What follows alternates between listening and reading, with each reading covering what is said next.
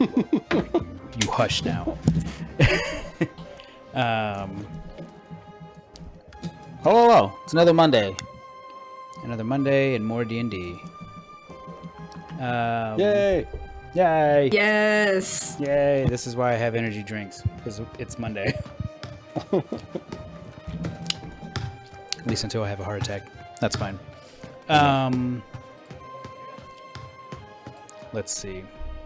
So last time, you were without your brains at the operation, without Kairos, and you were called in to see the leaders of the Trade Council in Uhuru.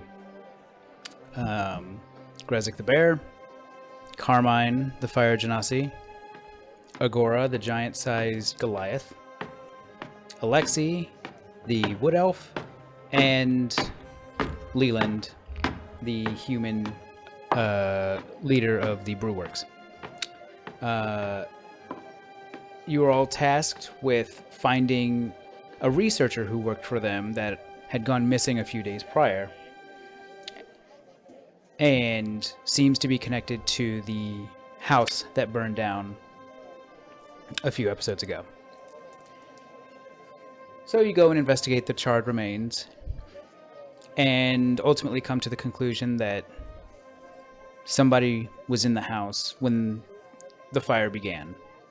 The corpse that was recovered from the apartment of Hothis, the missing researcher, bared a few strange marks, one of note being an imprint on his hand seemed to be made from a gem or a stone or something of the like that seems to have caused some necrosis to his skin. And ultimately following the information that Hothis had been spending some time at the Bard's Blood, the bar run by the Brewworks, you all ultimately decided to take a look around. So we enter with the three of you walking up to this decently sized marble structure, only one story, well designed white walls, exquisitely carved front door, double doors. And as you walk in, you see that there's an open air atrium in the center of the building that opens up over a fountain in the centerpiece of the establishment, and there seems to be ivy that's kind of been placed on the railings above that upper atrium. And as you walk in, you can hear a bard in the back corner playing a piano, as well as a number of residents that have taken seats around the establishment to enjoy their dinner. So, how would you like to proceed? Is this an establishment that like has a host? You don't see specifically a host. You do see a well-stocked bar in the back of the establishment with a well-dressed, what seems to be orc or half-orc manning the bar. Oh, okay. So this is kind of a sit where you like and you'll be served sort of situation. Yeah. Okay. Should we get a table? And we'll motion off to one of the tables nearby. Are they all... Oh, yeah, one of these tables in the middle here, yeah? Yeah. Oh. So it is kind of a split level design where you do have a lower area with some larger round tables, mostly around the perimeter of the main level are 2-seater, maybe 3-seater tables. And you do notice that at that lower level seems to be a staircase that goes down that's barred off with a wooden fence or gate.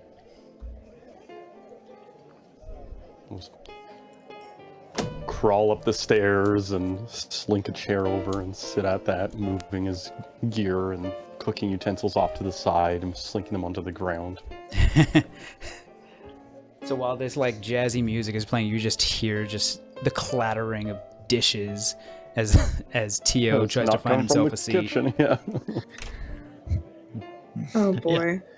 As we go to take a seat at the table, I kind of look over to the bartender just to make sure he notices that he's got some new patrons. Okay. And then while all this sorry, didn't mean to cut you off. Go ahead. Oh, I was just saying, like, if there's a moment where we're able to make eye contact, I just kind of Okay. acknowledge. So you just look deeply into this man's eyes. Oh. And then as Tio is making all this noise as he's going to sit down, Vivian just kind of like takes her hand, kind of covers her eyes. It's like, oh my goodness, I can't believe this is happening. This is so loud. That's such a establishment like this. And she just kind of slinks towards the seat. Mm-hmm.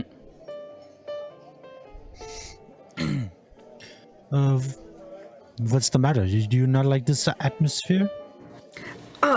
It's nothing against the atmosphere. No, that's fine, sorta.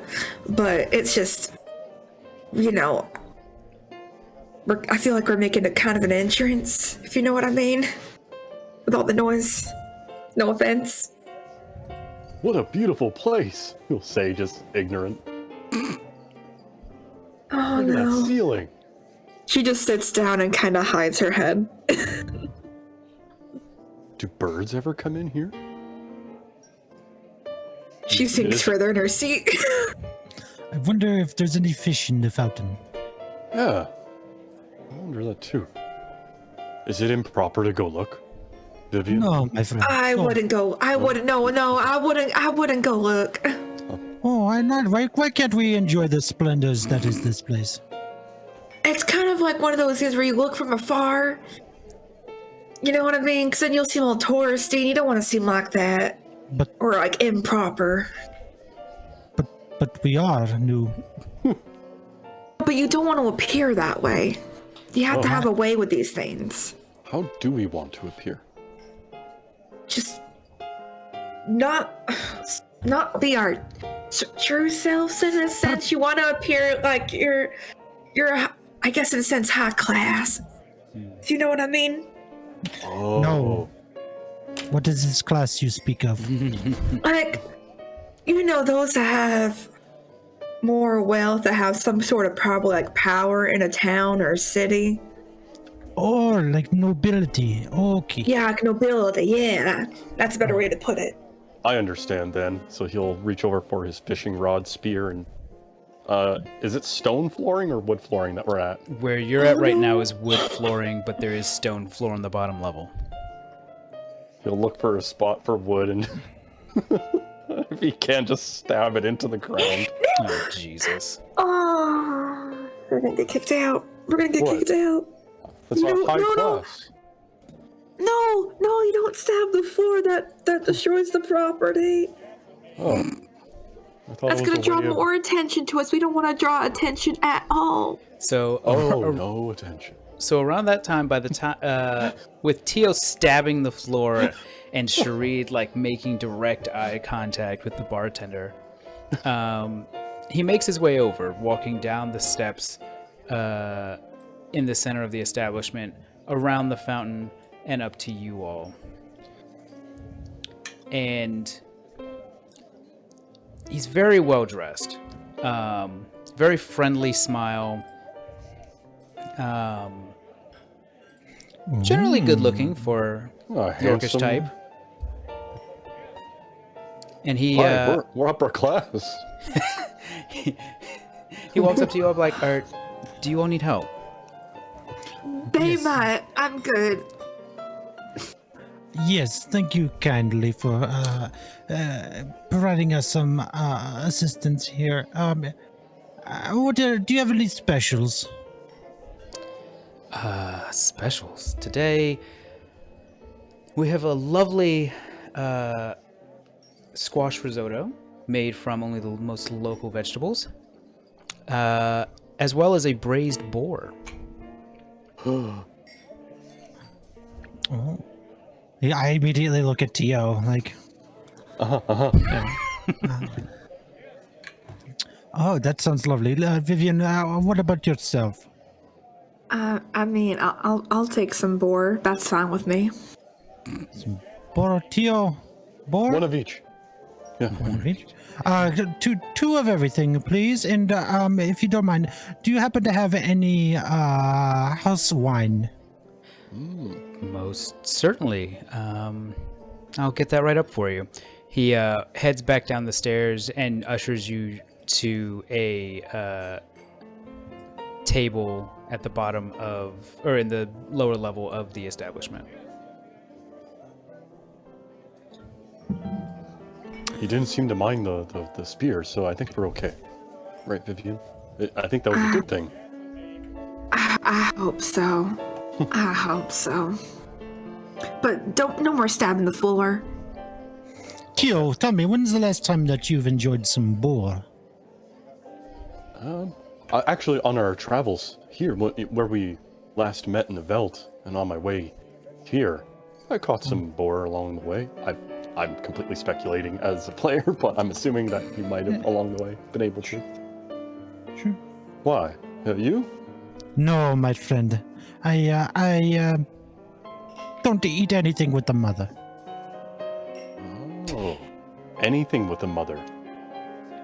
But what about Mother Earth? Well, who is the mother of the Mother Earth? I don't know. Are you accusing me of eating the Earth? I just hear things that people say, and I don't know.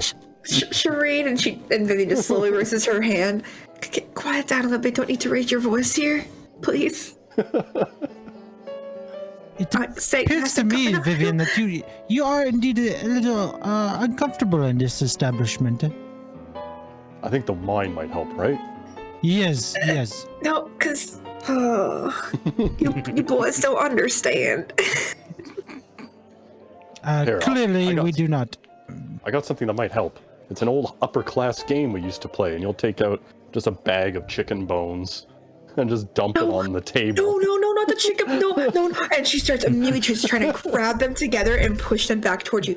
No chicken bones. What are the rules? Not the chicken bones here. We can play this later.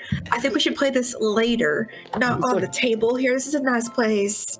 Vivian, you see that the group at the table across from you seem to be just ever so slightly looking in your direction, not trying to be rude and stare, but they've noticed you. See, I just people are continue to interested. sink in my seat and just cover my head with my hands, ashamed and embarrassed. So here's what you do: you pick a chicken bone, and you'll just start explaining like a game that's kind of like marbles, but with chicken bones. Sharid is listening very intently.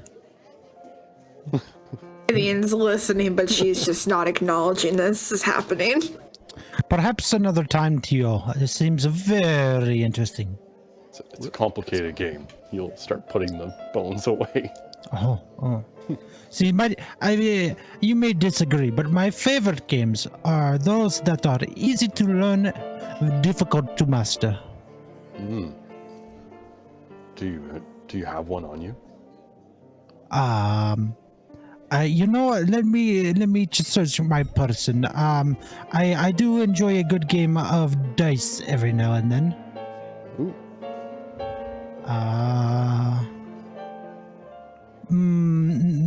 Let's see here. No, my friend, I'm so sorry. I do not have any dice. What about five-finger fillet? Jeez. Ooh. I do not know that. You'll just take Not out playing the that game spinning here. knife, spin it. Can I make a melee attack against my own hand? I mean, I guess you can. I'm Don't hoping hit your to own miss. AC. No, my God. Vivian is so close to walking out of this place. Nice. She's so fucking close. You don't even understand. That might be a little too obvious. So Tio just whips out this knife, puts it in his hand, and just sham right into the wooden table. Oh, I thought it went into his hand. No, My God. No, that's if I hit. It's a nat one, though. That's Isn't that pretty one? bad. You'd be You're like, oh, my favorite skinning knife. You'll just It actually, you go to like wiggle the knife out of the table and it does snap. Oof. Ooh. Okay, I might have to agree with Vivian. You might have gone a little too far there, my friend. Thank you. As a Tom. shard of knife about this thick is just pointing up out of the table. Quick, That's get okay. the cup over there. We'll set it up on the cup over top so he does not notice. It's about this time you all hear kind of a bell ringing, just two ding ding, and over by the bar, a grate in the floor seems to open from a center hinge. Well, no, from hinges on the side, opening up in the center, as what seems to be a pulley system starts moving, and up comes a little shelf, one and then another, each carrying plates of food. Like a reverse dumbwaiter? Kinda. And the orc goes up, grabs the plates of food, and sets them on the bar before ringing a bell in response, closing the hatch around the ropes of the pulley. He then picks up the food and then starts making his way over to your table. Ooh. Cover his knife. What is it with all these places having the kitchen in the basement? Yeah, I don't know. Do people, Vivian, is it upper class to be a chef? Is it upper class to be a chef? I mean, it depends on the establishment, on the types of food that you cook, I suppose. Huh. Because so far they've all been lower. What would you say of the stone's throw? Is that upper class? No, I would say that's more casual. Casual. Casual class.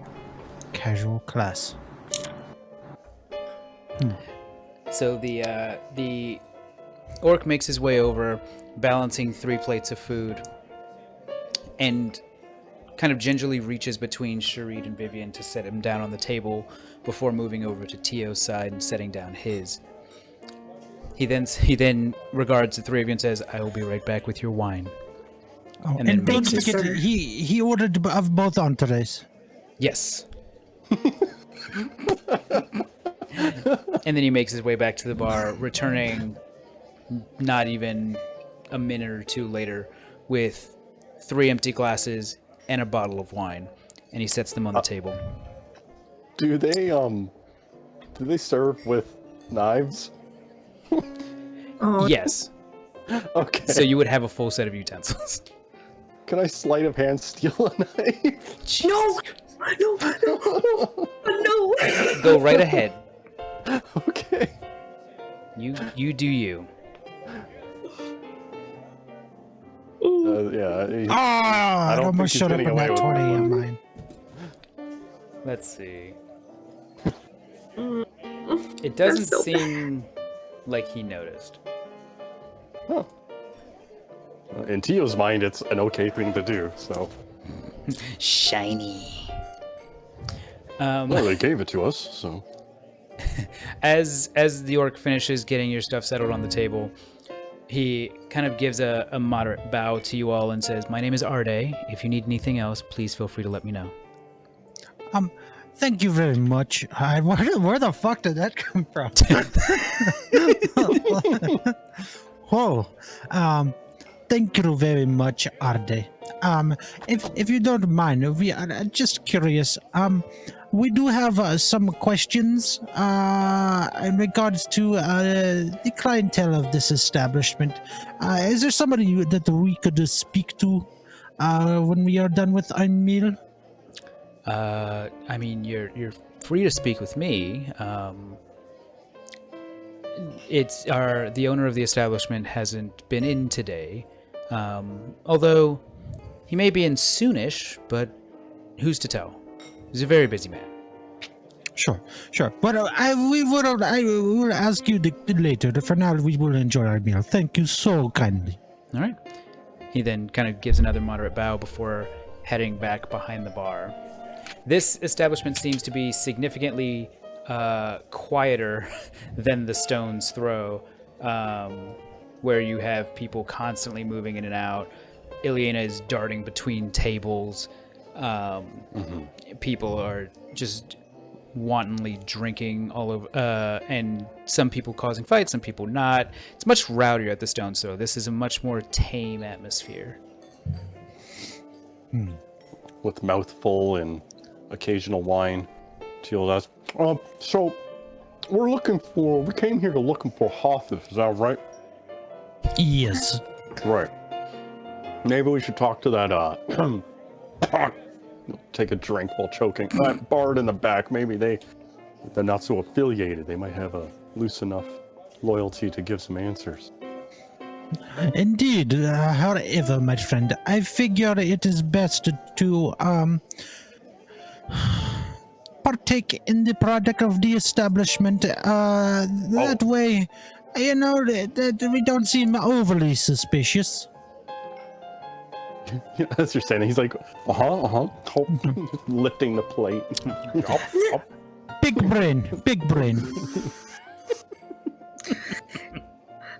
Vivian's just so embarrassed at this point. She's just quietly eating her meal and very politely, carefully cutting everything apart and very daintily eating, not making any noises, and just kind of still trying to hide her face. Meanwhile, at this point, anyone who has taken notice of you has gone back to their meal, since you all have been relatively quiet after jabbing the table. And so you enjoy Which is still there, I think. It's still there. Yeah. God. As you all enjoy your meal and kind of, for once, actually just kind of relaxing, albeit on the job. But it's a nice little atmosphere. Sharid, you feel slightly out of place, considering you've only just come to the city maybe a week ago now. And even Tio, you might feel a little bit out of place. But otherwise, it's a relatively relaxing time.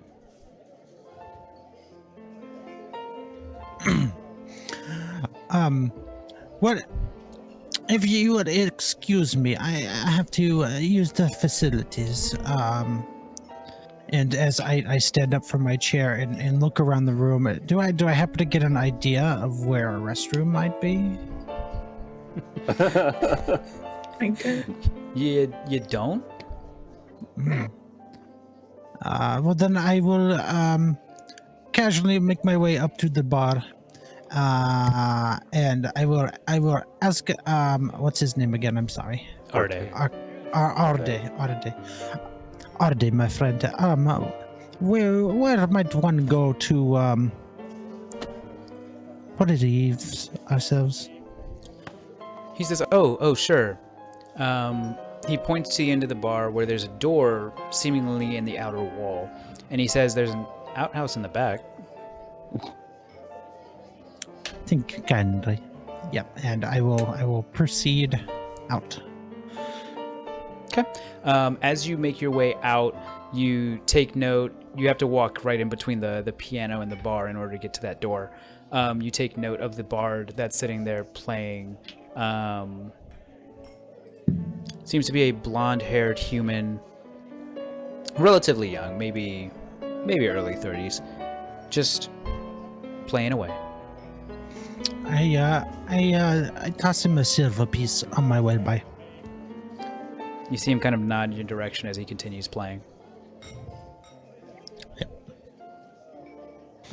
And so the door actually takes you out behind the building. You're in a bit of an alleyway between the Bard's Blood and the massive stone walls of the outer ring of the city. I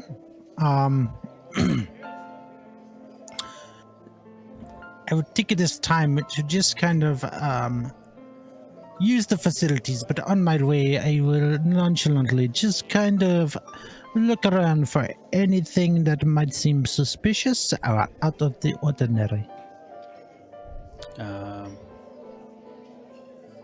Okay. Give me an investigation check. Investigation, very good, sir. Investigation.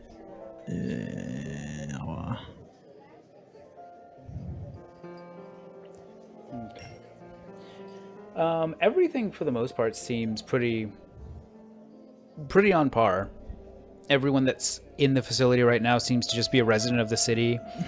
Most of them are in pretty normal clothes. A couple are in nicer raiments, but it seems pretty normal. Even when you go out into the back alley, there is a receptacle for trash a little bit further down from where the outhouse attached to the building is.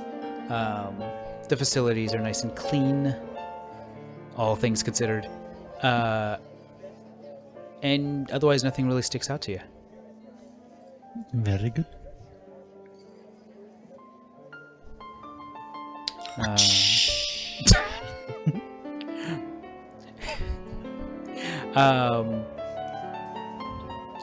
Actually, when you're finished, you actually do see a gem embedded in the wall above the facilities, and as you kind of wave your hand over it, it seems to create an amount of water that kind of washes away everything. Fascinating.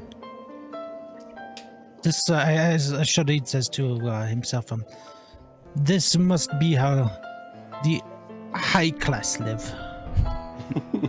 Ah, yes. God. Toilets. So, Tio and Vivian, what about you two, as Sharid has wandered off towards the facilities? We'll be looking at the risotto squash with Vivian. So what kind of wine? Do you think they used wine to deglaze this risotto when they were cooking it? What about the broth? I was thinking with the broth, these don't seem the type to use... What, yeah? Are you familiar with the broth making and bone working and milk broth? I don't know what that last word meant. I'm going to be completely honest with you. I don't know that much about cooking except for the basics. But I'd assume so. A lot of places, like if you really want to make something flavorful or make an impressive dish, people often, I feel like, use wines and... I'm sorry. And, like, I've completely derailed us. I know we're here on a mission here. And I'm sorry to have invited digression. No, you're fine. You're fine. And she will just kind of start looking around to see if she notices anyone in particular or anything that sticks out to her from where she's currently sitting up. Give me an investigation check. You got it.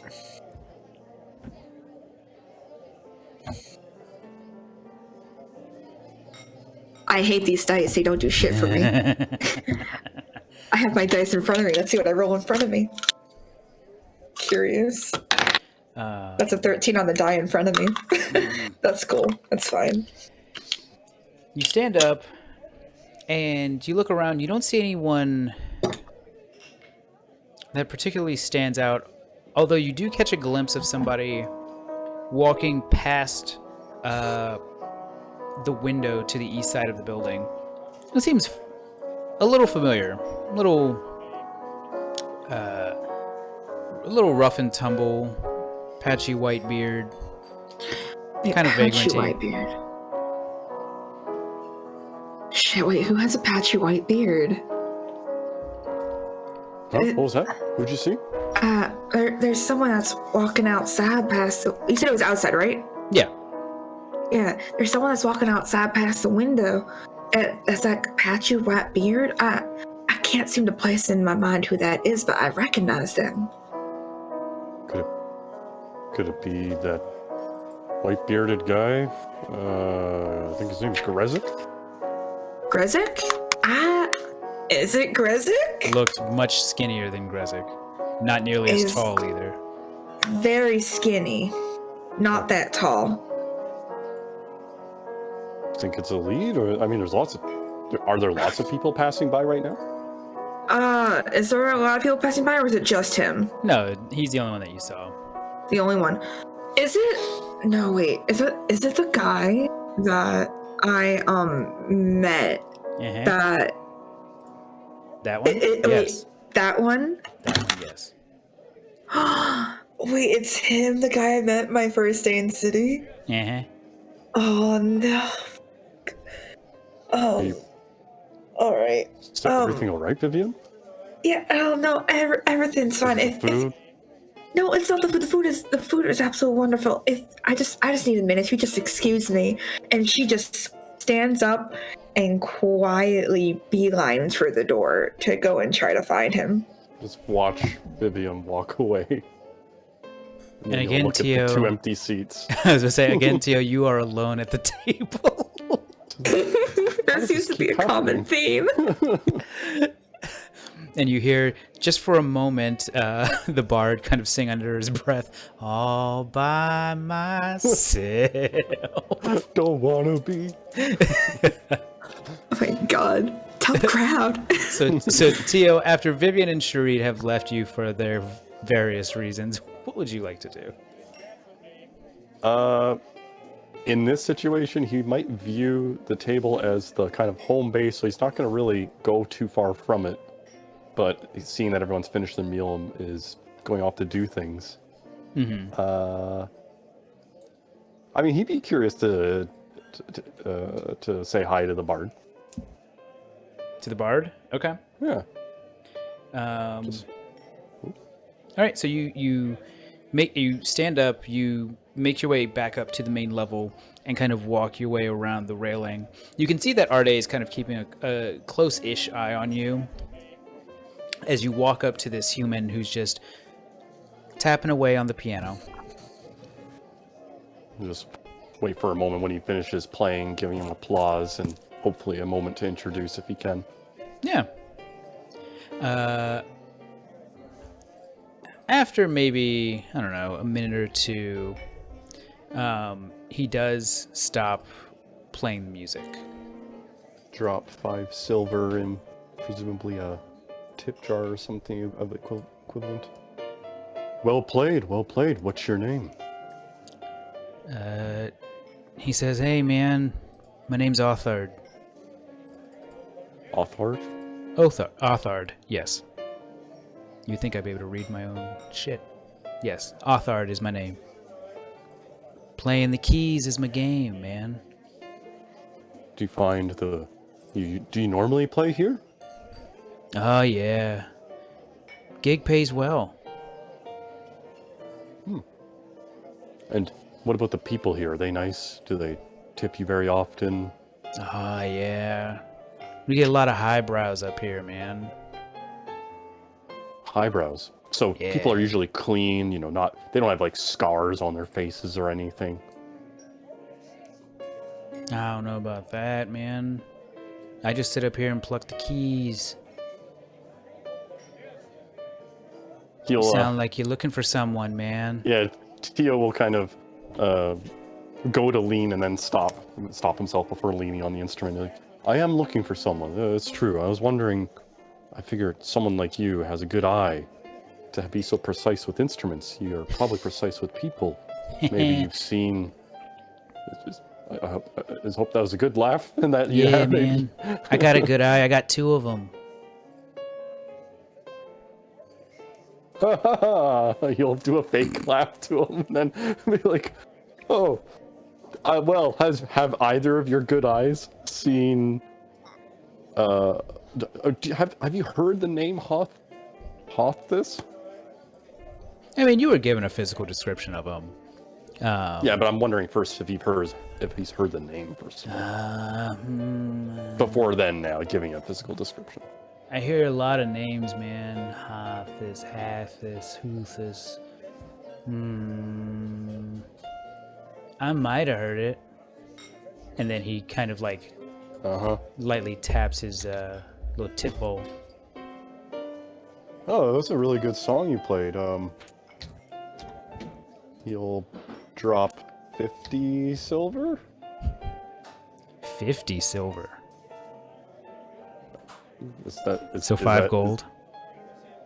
Oh, sorry. No. Is that 5 gold? Damn. Yeah, it's- that's it's tens. Nah, it's Oh. 10s. You know what? Okay. He doesn't know better. That's why I'm gonna go with it. Yeah. Yeah? It's a little ignorant, I guess. Tia's gonna have no money. He was gonna be broke this whole campaign. Hence why Vivian bought him a new fucking bow. He only had 10 gold. Yeah.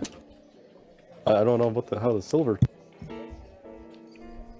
Do you remember now? Presumably. How much did you give him? Yeah, I'll do 50 silver. Jesus. How much money do you have left? 50 silver. Jesus. You have 5 gold left. I just gave him half of what I have, basically. I have some copper, and that's it. Yeah. He looks at you. His eyes get big for a second, looks back up. All right, man. Look. I play here a lot. And this Hothus guy, yeah, comes in here every so often, sits himself up nice and neat up at the bar. I couldn't tell you what he talks about. Him and Arde tend to get into conversations every so often. But, Do they look friendly? oh yeah, he never causes any trouble.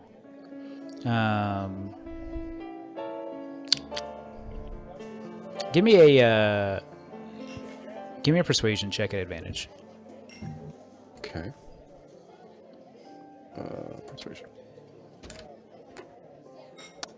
Pretty good. He says he never really causes any trouble. I actually remember at one point he was invited down to the VIP lounge, if you know what I'm saying, man. I actually don't. He's like, come on, man. He points down to the stairs going down. He's like, man, only the best of the best get to go down there. Folks that spend a lot of moolah. Oh, the upper class. You could say that. Okay, VIP. Okay. So Hothus and Arte. He just looks over at the bar at the bartender. Do you think they're business partners or friends?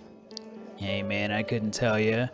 Like I said, I just sit here and tickle the keys.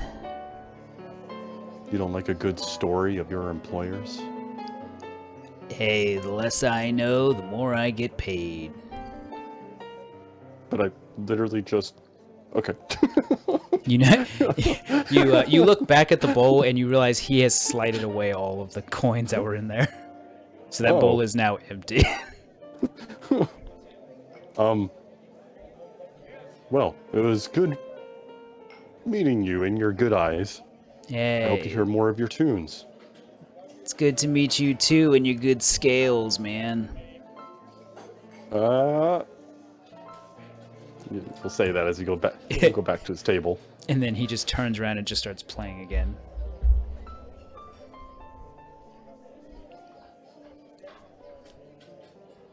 About this time, Sharid, you make your way, I assume, back inside. Is there anything else that you want to do after using the facilities? Yeah. Sharid will make his way to the bar. And, see. You're very talented, sir. He says, thanks, man. I'm curious. Do you have a moment for me to ask you some questions? Hey, man, I've got all the time in the world. Well, I don't need all that time. But as I put in another silver piece into his tip jar. Hey, thanks, man. You're welcome. I'm curious. We are looking for someone by the name of Hothus. Does the name ring a bell? It dingles a few chimes. Hothus. And he'll do the exact same thing, and he'll just sit there and tap his little tip bowl. Like, my mind gets a little fuzzy on these days, man. Yes, and I'm already paid.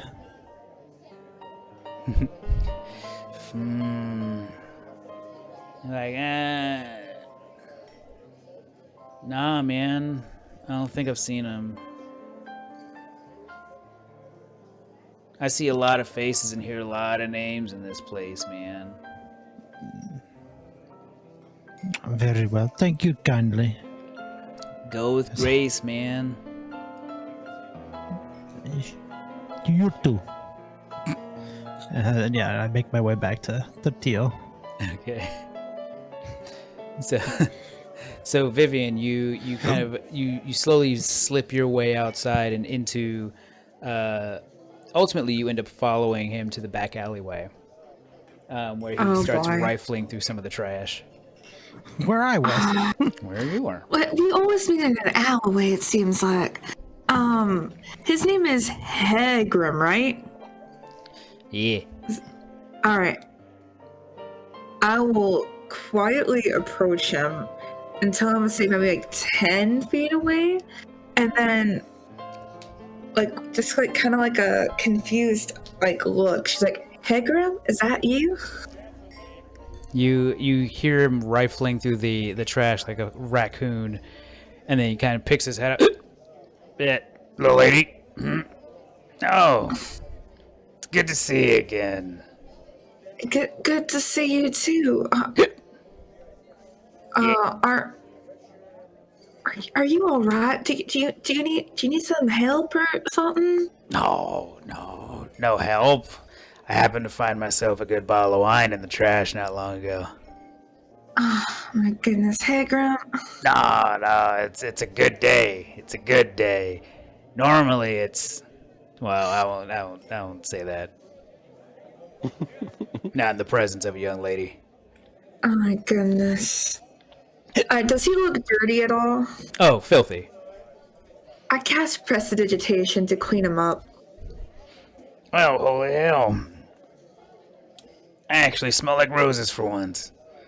You're been a while. welcome. Hey, Oh. thank you. Oh, no, it's fine. No, it's no problem. But how bad are his clothes looking to? Are they looking tattered, or are they looking... Oh, this man looks like he hasn't changed clothes in weeks. He's actually wearing the exact same clothes as the last time you saw him. Oh my goodness. Well, at least I did that. Can I cast mending to kind of sew back together some of the tiny tears that he may have? It'll take a bit because each casting and mending is a minute, but we'll say you spend, 5-10 minutes doing that. And you can converse otherwise. Okay. And then after I finish that, I'm just like, come with me. You're not going to go through that trash can and eat food. I won't allow that. No, I find some good stuff in here. Hegrim? Just the other day, I found me some nice biscuits. Had some nice seasoning and some cheddar in them. Delicious. Hegrim. No, that's no way to be living. I mean, I understand it. It can be difficult. I mean, I've made some tough choices, but no, please. We have plenty of food with us. Come with us at least. And, I have friends with me. I'm sure they wouldn't mind another person popping in for a bit. At least get a good meal in you. The second you mention friends, he's like, oh, you made friends, little lady? Oh, I'm so proud of you. Thank you. She's just kind of it's like, in her head, she's like, you're not my dad, but all right. He says most in your disposition usually brood and wander alone. I'm so glad you at least got some other bodies next to you. I mean, fair. I honestly didn't think I'd really make any friends, but, they seem to be very, approving so far. They don't really know too much about me, as of yet, and you won't say anything to them about what I am. And she says that quietly. He says, you are a young lady, and a lady must have her secrets. Yep. Thank you. I respect that, but please and she just grabs him by the arm and starts pulling him towards the entrance of the establishment. Whoop, going on a trip. He is out of his fucking mind. I can tell. It's like yanking a toddler. All right, and as soon as I enter the area or open the door, I immediately cast message to Tio, and I'm like, hide the wine right now.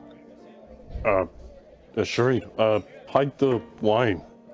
He takes the glass and chugs it.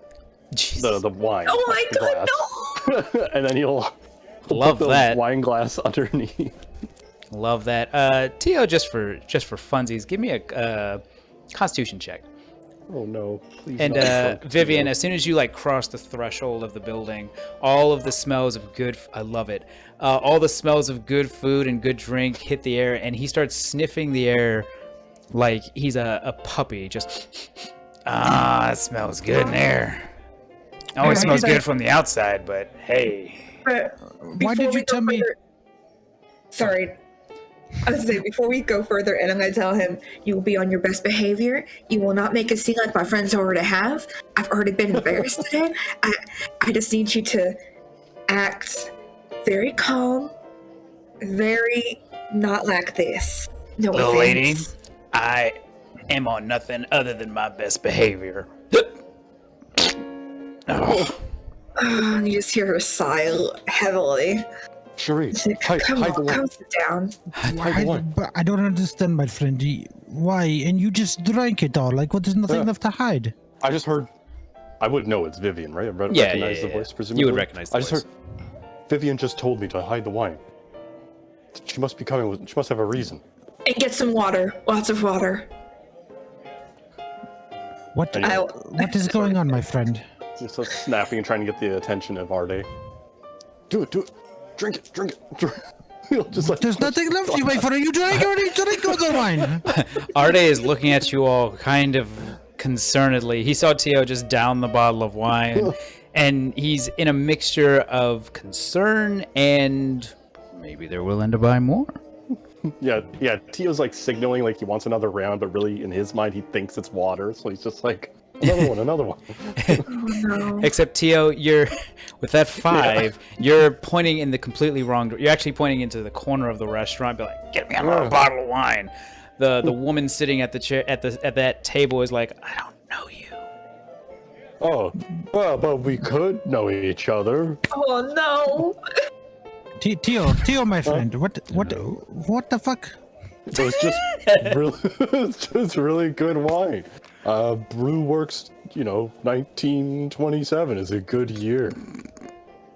It's probably not even a year on it. What? Yeah, it is only the 15th century. I don't understand. Oh. What? My God, this is from the future. I Jesus think I was reading the Christ. calories. These imports, man. So it's about this time, Sharid, you notice Vivian walking back towards the table, tugging this man, older in age, patchy white beard, relatively tattered clothes. Looks like some of it was recently fixed. Who his cheeks are as red as roses right now. Like, this man looks gone. And as Vivian's pulling him up, he just kind of looks at you all. Howdy. Well, hello. Come have a seat. You'll kick the chair just a little too Tio, hard in his direction. what? Would I have seen from where I was standing previously that Tio chugged the whole fucking Oh, wine? abso-fucking-lutely. Vivian, who is this? Sharid, Tio, this is Hegram, this is Sharid, and Tio, why'd you drink all that wine? And I just start sitting What down with my hands wine? covering my face again. the man like fiercely Oh, wipes off his no. hands on his pant leg before reaching out to shake your hand. Vivian, can I have a word with you? We'll shake Alone, hands. please. Yeah, of course. Hegram, please keep an eye on him and drink some water. And I signal for the guy. Can we just get some water at our table, Hey, please? why don't we go over and get it ourselves? We'll be right back, my friend. He Yeah, says, Hegram, "Yep, just take I'll a be." seat. Please eat the rest of my food. I'm full. I can't. I'll still eat another bite. Please finish my portion for me. And I I'm- stand up and go with Sharid. He says, "I'm on my best behavior," and gives you a big, very obvious wink. Oh, Uh, okay. Vivian, Yes, Sharid. who the hell is that? That is Hagrim. A person that I have known for quite some time now. I happened to saw that he was walking past, and So you are embarrassed by Tiro and I, but you bring this fellow into the establishment. Sherry, I need you to lower your voice, please. You're really gonna make me anxious here. You're anxious. You're anxious. You're being quite loud right now, and I understand why you're confused and maybe upset. But if you just give me a chance to explain calmly and quietly, you'll get to understand. I try to whisper, does he know anything about Hathis? I don't know. I want to ask him, but he's not in his proper mindset. Why can't you ask him outside? Why did you have to bring him inside to ask him the question? Because Shireen, I know him. I've known him for a while, and he's not off that well. He could jeopardize everything that we're doing here. Shireen, I understand that, but listen, I've known him for a while, and he's not well off like I was trying to say. I really wanted him to make sure he had some food, that he was taken care of. Could you do that outside? I'm not gonna take a whole plate of food outside. I'm not gonna. That looked really wrong here. I wanted to bring him at least inside. I understand you were upset, but like I said, he needed some food. He was sticking through a trash can, Shareed. I couldn't let him do that. But it's not fair. I know what he's going through. It's not fun. What do you mean you know what he's going through? When I was on my own, I had to make some tough choices. Not everyone has money right off the bat. I don't have any money, but you still don't. Never mind. As you're having this conversation underneath your breath, Arde kind of approaches you all with a tray of water. Like, I hope this is enough. If you need more, please let me know. Oh, thank you so much. I appreciate it. Mm-hmm. Thank you. And I look at Hagrim. I'm like, drink. Please drink as much as water as you can to get that out of your system. So I actually do need your help with something. Little lady, you see, I got a real tiny bladder. Then use the bathroom when you need to. I'm sure there's a bathroom here somewhere. You got a bathroom? Yeah, it's just outside, my friend. Well, not too far from where the dumpsters that you were digging in. Ah. Would you, cool. Vivian? Why don't you escort him? Did you eat Hagrim? You see that he's nibbled a little bit. He still has a slice of braised boar in his hand. No fork, no nothing. He's like, yep, I'm eating. Hagrim, no, you're supposed to use a fork and knife. That's not how you should eat. I can't burden the kitchen staff with more dirty dishes. No, I'll just do this. He eats the rest of it and delicious. Oh, Hagrim. My compliments to the chef. Does the meat come boned? No, we'll say it's like sliced. It's like a tenderloin almost. Aw. He wants to collect more bones for his collection, for his game. But Cherie, give him a few more minutes to at least finish the food, okay? No, you deal with him. I'll go deal with him. Yeah, this is your problem. You brought them in here. All right? I'm not. That's a rude way to put it. I'm sorry. I'm not responsible for your actions. Okay, we are here to find the artist, and so this is not helping. So you deal with him. He's your problem. You brought him in here. I will talk to Audrey. Shush. It's over. I'm done. And as I walk away. It's about this time you hear the front door creak open as you see a familiar face walk in as Leland, the person who runs the Brewworks, walks in the front door.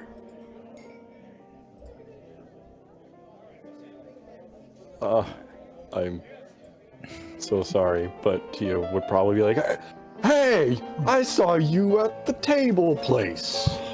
Vivian just slams her head on the table and covers herself. She's so embarrassed. Just waves. With a And for naive those that smile. don't remember, that's what he looks like.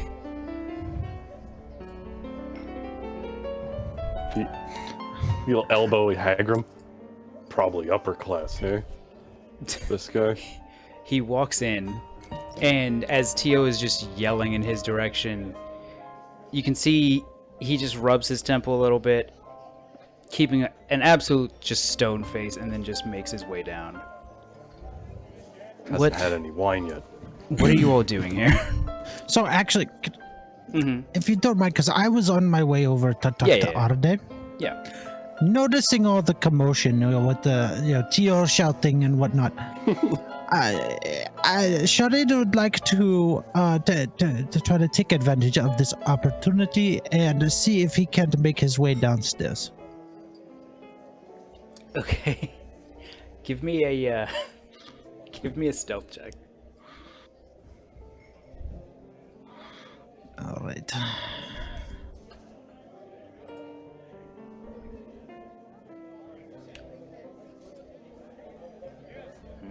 That's not great. What?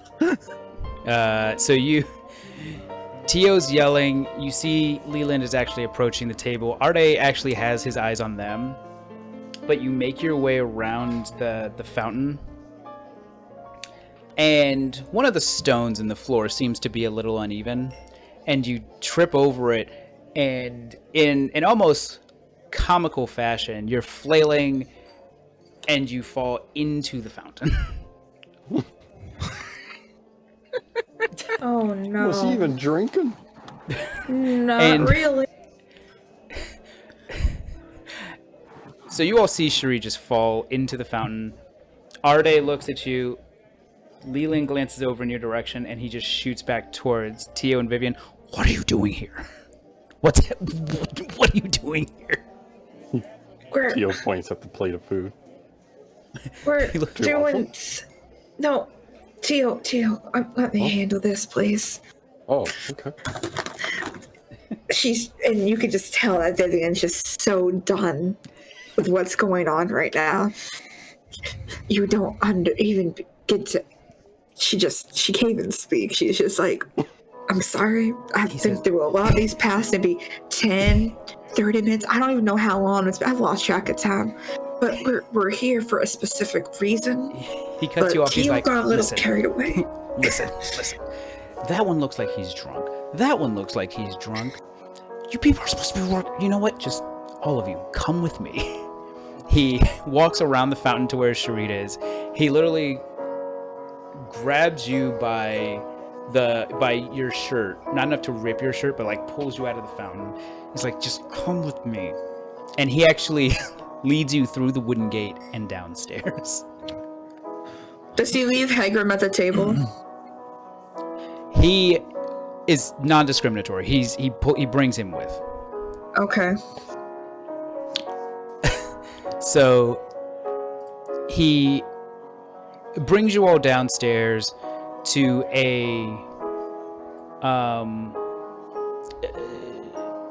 it's well lit, but it's kept fairly dim area. You can only hear the faint echoes of the music upstairs.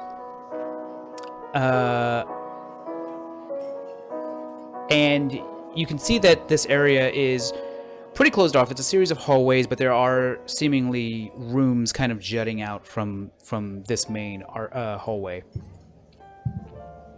And as I don't know why it keeps doing that. As he pulls you all downstairs, he just looks at you all as soon as you reach the bottom of the steps. He's like, what is happening? Do you people not know the meaning of the word discreet? I've been trying to tell them that since we first entered this damn establishment. But that's why you brought him in here? What did that? Yuri, let me talk, please, without you interrupting me. Do you have a towel, my friend? I'm very wet. He says, you know what? I cast prestidigitation to make him dry. Never mind. Thank you. You're welcome. He, And listen, I try to tell them they don't understand what high class is. I tried to explain that and what to do, what not to do. I Oh, tried you to would wire know. fast as I You're could. the one who has to do all these nasty things. nasty. What do you mean nasty things? Yeah. It's The a things you said. it about this time you actually hear kind of a not a yell but just kind of a loud statement from one of the adjoining rooms as a woman, very fine clothes, short blonde, kind of curly blonde hair, kind of addresses Lena like, "Oh, so we're bringing circuses down here now, huh?" What kind of eyes wide shut place is this? uh, as she addresses Leland, you can see that she's in a room not on her own, with a big table covered in food. There seem to be a number of gentlemen dressed, honestly, as guards that seem to be accompanying her. Not like city guards, but like personal guards, bodyguards. And Leland just looks at her and kind of grits his teeth and is like, "Come with me." And he leads you all Sure. back to another room with a curtain enclosure. He pulls back the curtain. There's a large ovular table with a couch and says, "Look, get in here. We can speak freely." Walk in and I pull Hegram along with me. I will say that as you all are moving through, you also see a humanoid on a couch in a corner room, seemingly a humanoid owl. Not unlike So- other beast races that you've seen, but yeah.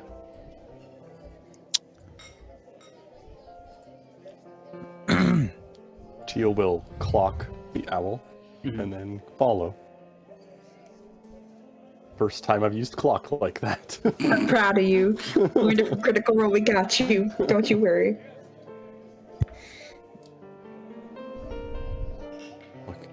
Teal will like try to collect himself, you know, like when you're got that buzz going and you think you're pretending to be sober, but really you're sitting there wavering a little bit.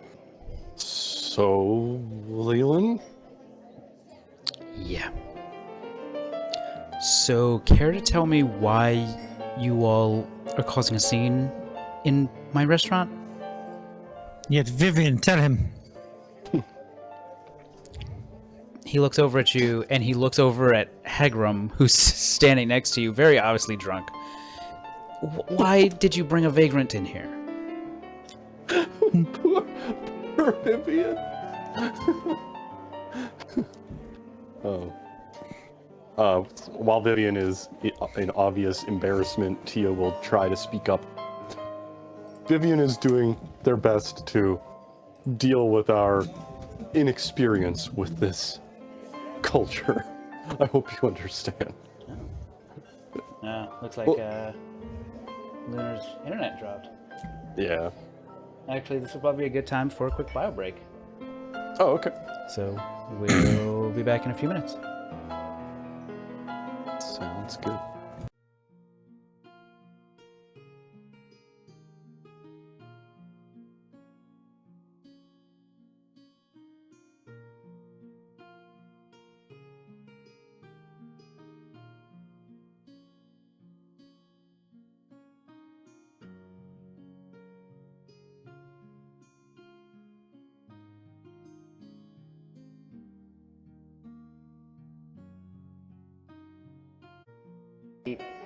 All right. And we're back. So, Leland dragged you all into one of these side rooms that's got essentially a curtain partition, and looks at Vivian specifically with Hegram's like, "Why did you bring a vagrant in here?" Okay, before you get upset, I've known him for a while, and I just couldn't let him, eat scraps. I don't care if he's your godfather. You're supposed to be laying low, and you bring in a homeless man into my restaurant. I understand that, but with all due respect, I couldn't let him do that, sir. I understand we're under cover technically right now, but it would break my heart if I just saw him go by like that and do what he did. Then perhaps you should excuse yourself from the party while you deal with him. I'm still undercover. Just because I'm helping someone I know doesn't mean I'm still not doing my job. I beg to differ. Says a guy who fell in a fucking fountain. Hey, I needed to go for a swim, okay?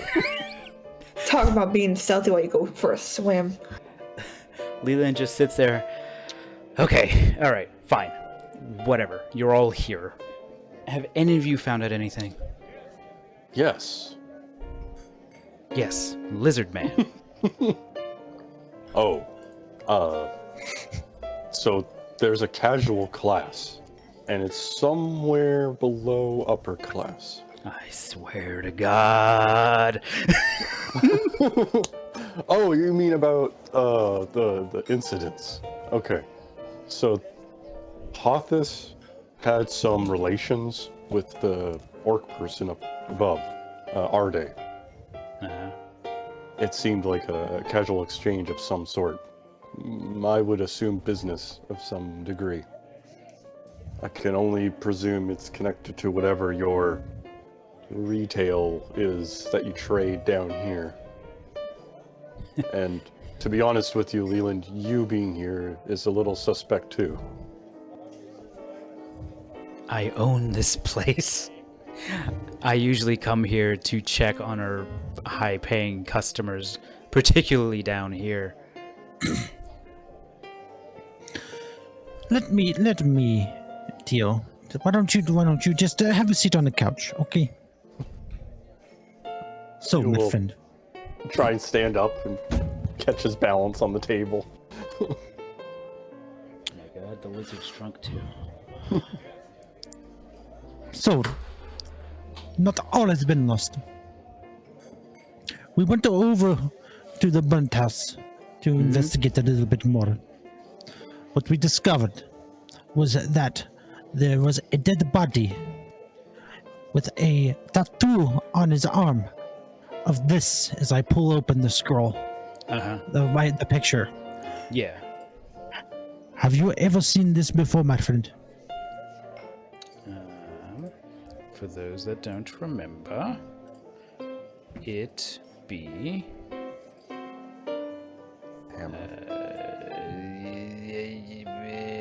Shmya. He looks at you and he says, no, that doesn't look familiar to speak. It looks a little bit like the crest of the city of Bagan. He says, have any of you actually ever been there? No? No, my friend. Okay. I'm not sure if I have or not.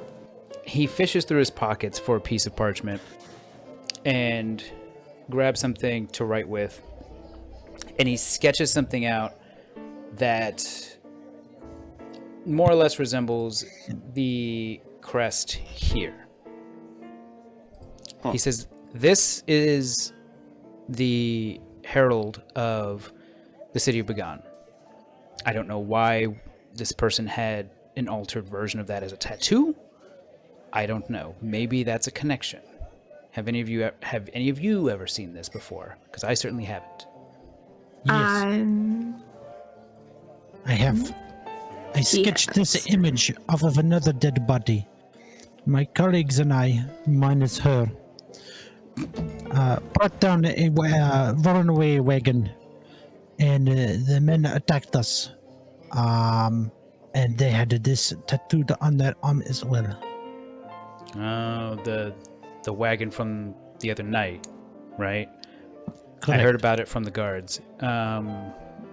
So one of the men had this tattoo on them as well, huh? Yes. And there was also a large orc who had some sort of sack. He ran off before we could even get to the carriage. A sack? What kind of Very sack? large. Very large. Huh. Can I insight roll him while he's talking to Sheree, just to kind of see if he's trying to be guarded or if he is trying to be an employer, just ensuring quality? An employer of what? I'm trying to assess if he's trying to be defensive or if he's trying to ensure that we are doing his service. Yeah, sure. Give me an insight check. Probably should do it at disadvantage, though, right? I mean, yeah, Probably. you are drunk. That's a good point.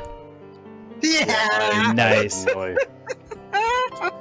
You're sitting here like, I was My there. God. Yep. Mm-hmm. No, Teal's like, you're in on it. I know. It's tempting. You're the mastermind. Leland looks at you and says, I am unfamiliar with this insignia. However, if you've now spotted it on two rather suspicious individuals here in the city, that can't be a good sign. Yes. And My best guess is that this is certainly involved. yes, and I'm not sure what the guards told you of the incident with the carriage the other day.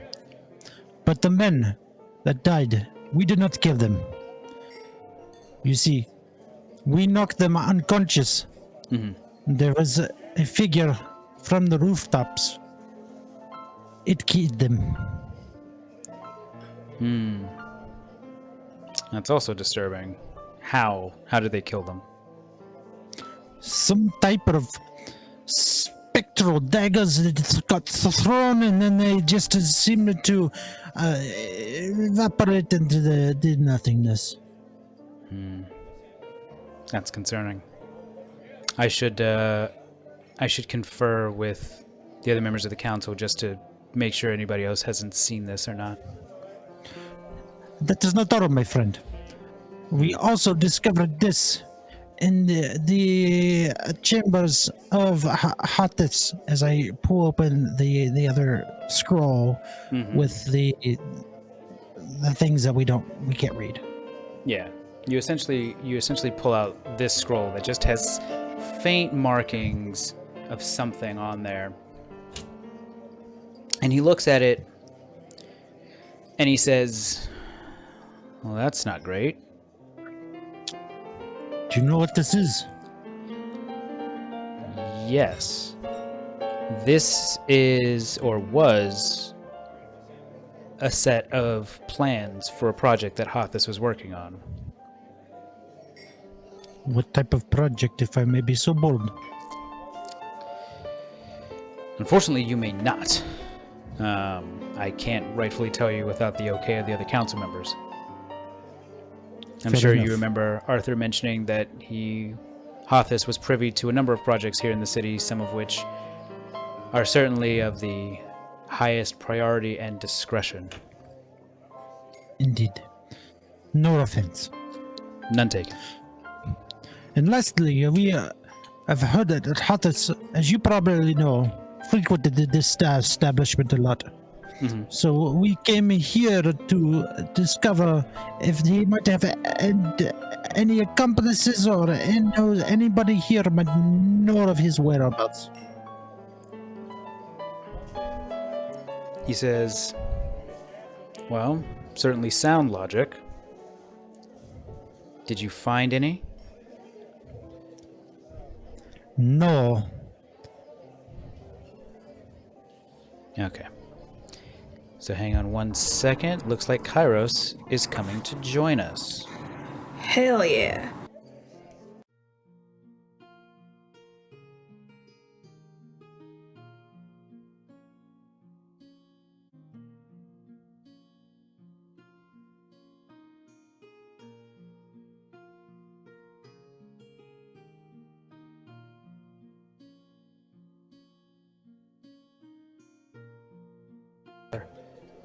Back.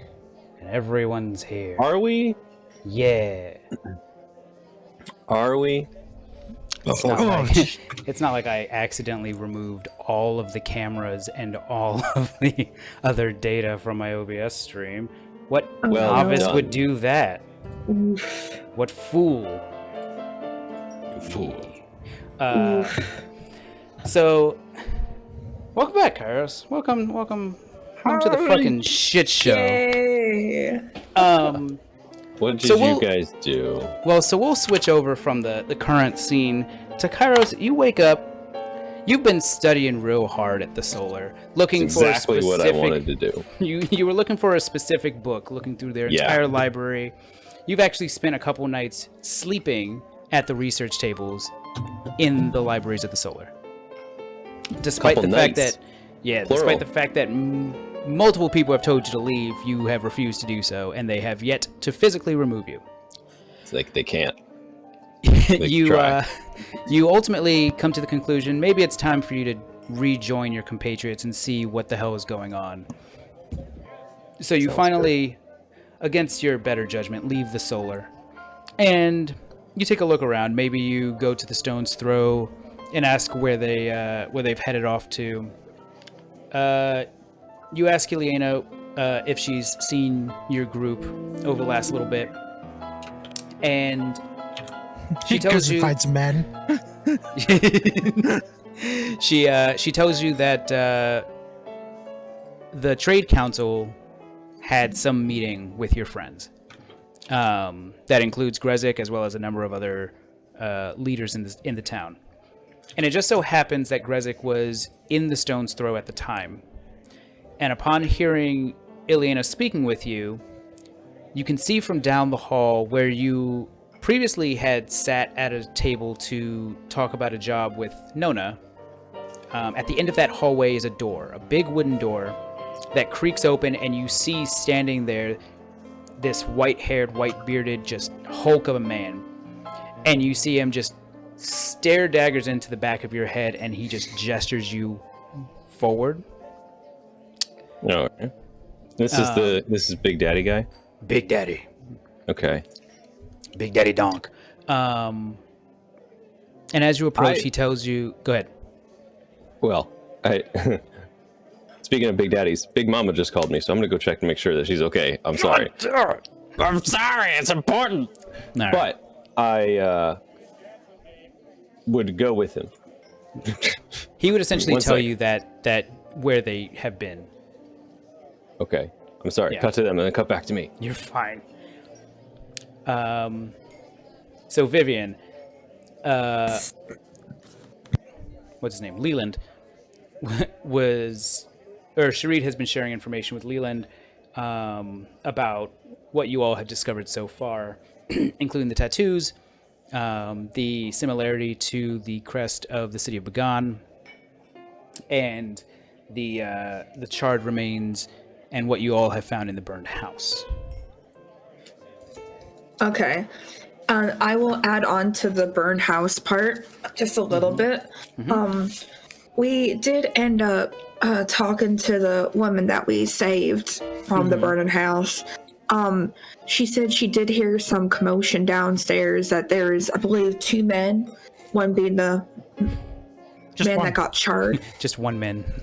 one man that was charred.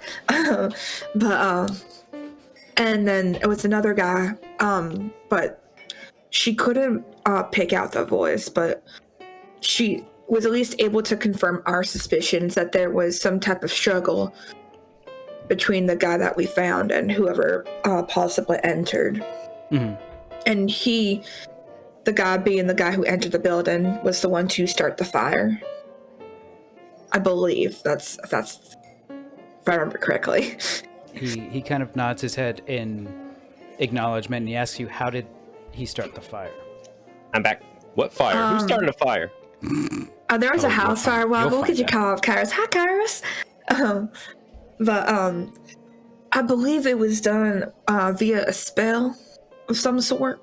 It wasn't just like an ordinary fire. It was definitely a spell that he would have used in a So fight. close. Okay. So, Kairos, back to you. Grezik will essentially fill you in that the Trade Council has given your group a job. Someone has gone missing in this town a few days ago, who is a researcher who works for the council on a number of different projects, including some that are little bit classified. And he tells you that your friends investigated the burned house that lit up the day prior, as the council thought it was done with malicious intent. He says last that your friends were seen about town, they may have been heading over to the Bard's Blood, and he gives you directions. You, I assume, make your way downtown, walking fast, faces past, but not homebound. And you come to this large restaurant in a rather upscale neighborhood. Marble white walls, nice ornate door. And as you open it, there's a bard playing on a piano, a number of residents of varying classes enjoying meals. And it's in a split level design. The bottom level with a stone floor seems to have a stairway that goes down, barred by a wooden gate that says VIPs only. And at the bar, all the way across the room, is a well-dressed orc who kind of flags you down and asks you to approach.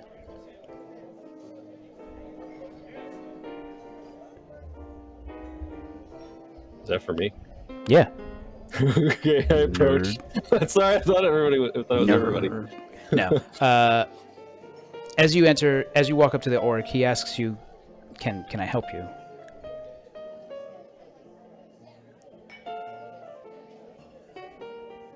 He just looks at him like, yeah. He doesn't say anything. He just kind of stares at him, waiting for him to say more. Would you like a drink? Would you like food? What would you like help with? Why am I there again? You're looking for your friends. Yeah, that's what I thought. Okay. Do I see them anywhere? Like, You don't. I feel like Kairos' base instinct would be ignore the guy and just like be looking for his friends and like possibly even push past him. Is he in the building or is this like right out front? No, this is in. Like, you're all the way in the building towards the back in front of this massive bar. Okay, then yeah, he would engage not seeing his friends. He would just say, "I'm looking for my friends," and he would give descriptions of them. I'm trying. Leave me alone. I'm trying. No, I'm waiting for what's about to come. He nods, and you can see that he kind of rubs his temple and says, those three. Yes. I've been about away from society for the last few days. Have they caused too much trouble? Trouble? Arguable. But they most certainly are not a quiet group. He walks around the bar and stands in front of you and says, I can take you to them. He takes you down to the lower seating area and through the wooden gate downstairs. Are they in jail? The stairs descend to an area with long hallways, and you can see that individual rooms are branching off of these hallways. It's lit, but kept dimly so. You can see down the hallway there are a number of rooms with curtain partitions, one of which the orc who introduces himself as Arde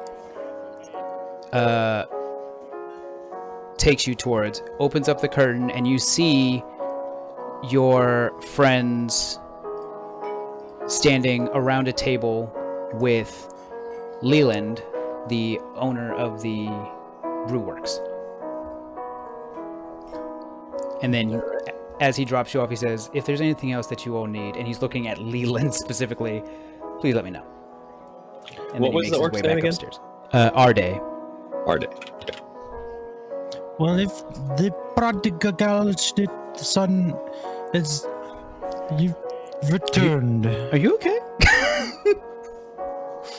I'm the one who just had a baby. Yeah, no, he looks around and it's like, yes, me, right. You do assume you mean me. I am back. Oh my goodness, Kairos, thank goodness you're here. Welcome back. What have you Kairos, guys in been up addition to? to your friends, you also see a man standing amongst, particularly right next to Vivian, very shabby clothes, very scraggly hair, patchy white beard, and he looks drunk off of his ass. It's not Tio. It's not Tio. No. Tio also looks like he's swaying back and forth a little bit. Yeah. Point of order. In my time at the Solar, would I have found a golden brazier? Brazier. I did it again. Oh, It's called that. what are you doing? Oh I had my a hard time with that god! word. And the stream is ending here. Braziers. No, Golden braziers, huh? Brazier to get my owl. We'll say that they have one installed there as a number of the students there utilize familiars. So yes. Okay. Fantastic. Burned out of a brazier. Anyway. Mm-hmm. Yeah, he's just kind of taking stock of the situation. She's trying to make eye contact with whatever ally of his would be the most cognizant and look seemingly in control of the situation to try and read body language, like what's going on here, what's the read. Surprisingly, that seems to be Shareed. All right. So things have gone south fast. So now he's looking at Shareed and he's kind of giving you a look like, what's going on here? So, go ahead.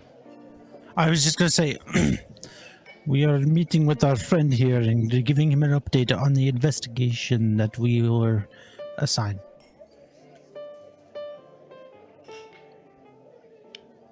We can't hear you. Right. So to give you the long and short, Kairos. As mentioned earlier, the fire for that house seemed to have been set with malicious intent. Your group went back to investigate, discovered that there was a body amongst the charred wreckage, seemingly of a man, who was in the apartment of the missing researcher. The council doesn't necessarily, or the guards that were investigating the fire don't necessarily believe that it's the missing researcher. And after investigating a few things, I believe it was Shareed that found a burned piece of a burned piece of parchment with some numbers and letters.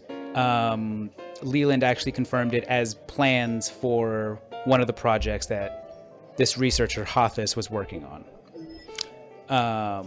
On the body of the person found amongst the wreckage, there seemed to be a scorch mark or some form of necrosis on his hand, seemingly from some sort of magical object.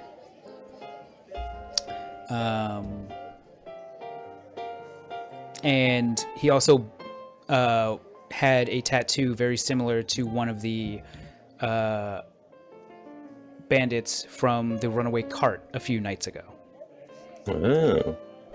And You didn't talk Tio, about the burning body, right? The burnt body. Okay. Yeah, and Tio also apparently was having feelings. he was having feelings. There are some feelings. Of what variety? Shareed became a counselor overnight. Okay. So that's the long and short. Feelings like emotional feelings, or feelings like We're still figuring that out. Yeah. like Shareed meeting the elemental woman feelings? We were not sure. discussing whether feelings could be good or bad. Okay. So yeah, I guess unsure of the situation, he would just kind of be like, all right. So what's the next move? Who has that piece of paper with the indecipherable writing? I did. I showed it to Mr. Just Leland? Leland. There you go. Jim Have I- Leland. has Yeah. Tio seen it at all in this process? Yeah, you probably saw it when Shareed first found it. I don't think Shareed was keeping it a secret necessarily. Okay. I was just curious if it had any shapes on it, or if it was all writing and script. I mean, some vague shapes. Most of the parchment was burned. Okay. Would there... probably an off chance, but would any of the shapes resemble the kind of markings we saw? I never thought to do this, but any of the markings we saw in the corpse's hand? No. Okay. No. The marking in the hand was almost essentially a black spot in the palm. Not necessarily any particular shapes or anything like that. Okay.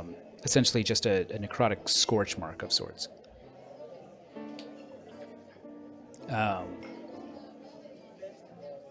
So somebody mentioned to Leland that the source of the magic was, or the source of the fire was magical origin. Does anybody elaborate on that to him? That's what I brought up. I don't remember the exact details of what exactly it fully was. Okay. Tio would want to, but he'd probably stumble on the edge of the table. I mean, it was just one glass, but... Hey, look, You maybe mean your the whole constitution's bottle? not I thought great, it was a whole man. bottle. It was a whole was- yeah, bottle. you He drank drank a the whole whole fucking bottle. bottle. Okay, never mind. It was a whole bottle. Yeah, Tio downed an entire bottle of wine. All right. Yeah, they did a thing with an object, and then fire. So Yes. Thank you for that contribution, Tio. Wasn't he? Sorry, not to interrupt. Bit really bad timing on my part. Wasn't the guy with the charred body holding something? Yes, he was dead. Oh no, I'm saying, wasn't he holding something though in his hand? That there was a mark, like that was still kind of like there was like an indentation, like it was kind of like uncharred. Or am I misremembering this? So Kairos, give me an Arcana check. Yeah. Also, I have some questions. I mean, I'm sure you do. Okay. Yeah. With your research background, you would know that when somebody uses a spell gem that is not integrated into an item, there is a chance for that spell to bounce back and harm the user. Especially if they are not used to using magic. Yes, quite. So your guess is that something along those lines might have killed your burned body. Okay, so he'd probably say, have I ever told you the story of how I was able to do the tricks that I'm able to do? Is he kind of like, does a little whimsical timey-wimey thing? He's just like, it doesn't actually matter, but the point is, it's possible that this body was manipulating a gem of sorts that was beyond his control. And it killed him. Sometimes I try cooking things a little too big for my pan, and it burns my scales. Yes, that is a way to put it. Quite apt. Okay, questions.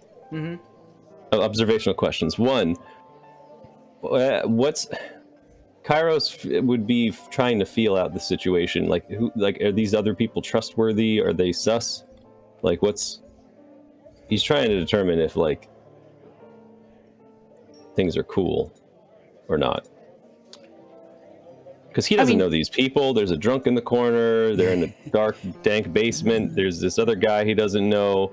He's walking up after a few days. One of them's drunk. The other, I don't know. Yeah. And Sharid's the one that looks like he's in control. Like something's off. So give me a general, give me a general insight check. Yeah, I need a vibe check. So Not a vibe check. 15. Okay. So what you get from the current situation is everything's catawampus. Like it's all over the fucking place. that is a word I don't know. Askew. Okay. You get that the current situation is that essentially your friends are reporting to Leland. How he came to be here, you can only guess considering he owns the establishment that owns this restaurant. You don't get any immediate hostile feelings from the drunk in the corner. You're just confused as to why the fuck he's here. And then you're not sure what necessarily led this here. but it was probably funny. And this Leland guy, is he like Richie, eleganty, hoity-toity, or is he? He Upper seems But there's like upper class and there's like Illuminati upper class. Like, where does he fall on the tiers there? See, this is who you should have been having the conversation. his clothes are nice. They're of high quality, but they're not. He's not peacocking. His style is very subdued, but very quality. Okay. Well, last question: does Sharid wear his weapons on the outside? Is I'd it be visible? concerned if he didn't. The man carries a spear. Spear. Where's it gonna go? I And have a an answer, but shield. no one's gonna like it. So yes. Yes. Cool. All right. So, in I guess engaging with the group more upon entering, I feel like he would be assessing all of that kind of upon walking in and all of that. Catch up that Sharid is kind of the only one in control at the moment, and so he'd kind of feel a little concerned, a little on edge of this whole situation, and he'd probably just walk up to Sharid and just like pat him on the back, but do so in a way that would touch his spear, and cast magic weapon on it, just for future proofing purposes. Sure, future proofing. Because I have a free cast of that, so I'm gonna go ahead and use the free cast on that. So you get that for 8 hours or until I get bored. Is it 8 hours? Because the spell says 1. It says 8 hours in the description. I thought it said 8 hours. Are you getting it Oh, confused okay. with... Then yeah, maybe I won't do that. It may be because of... Is that a feature that No, you have? I was looking or- at Gift of Alacrity's length when I did that. Okay, can I take that back and give him Gift of Alacrity instead? Sure.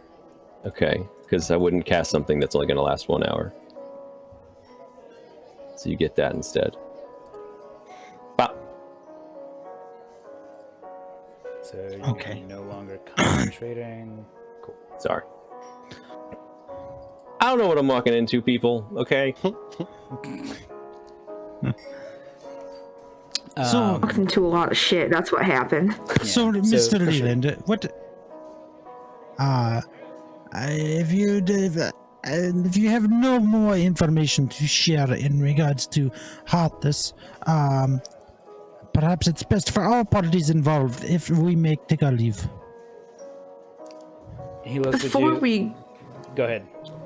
before we go, if we are parting, I want to pull Hegram aside and be like, do you know anything about a guy named Harthus, by chance? Harthus. Harthus. Sorry, it's a southern drawl, you know. About yay high, light brown hair, really nerd-like. That What's that Fuck me. supposed to mean? does that match our description? Roughly. Yeah, that sounds like him. He says, I mean, I've seen him coming in and out of this place before, but, Have you seen him anywhere else by chance? Like recently?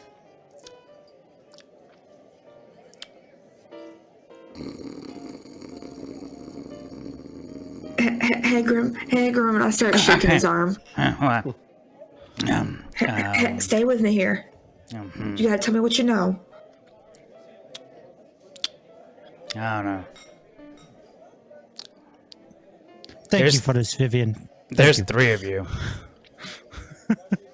No, I, with all due respect, I apologize in advance, and I gently slap him on the face. Hegram, What? focus. What, kid? Harthus.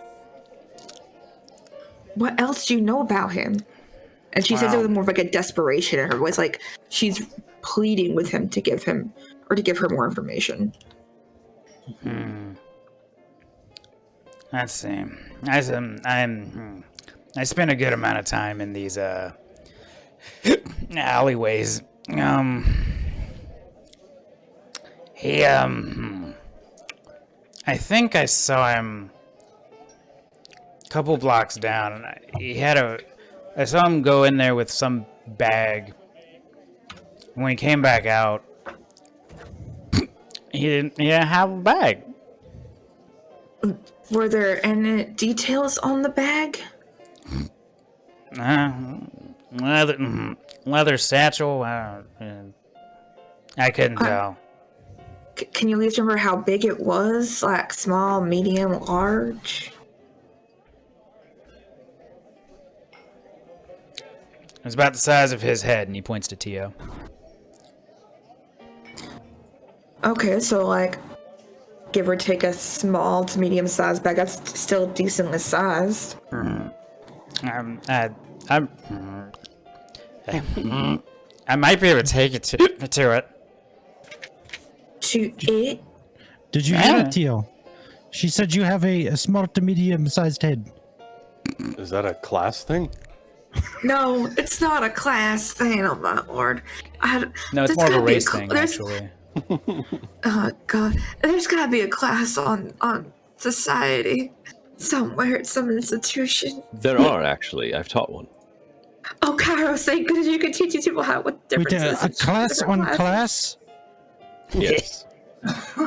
In fact, that was the name of it. Rather funny. Class? Camp?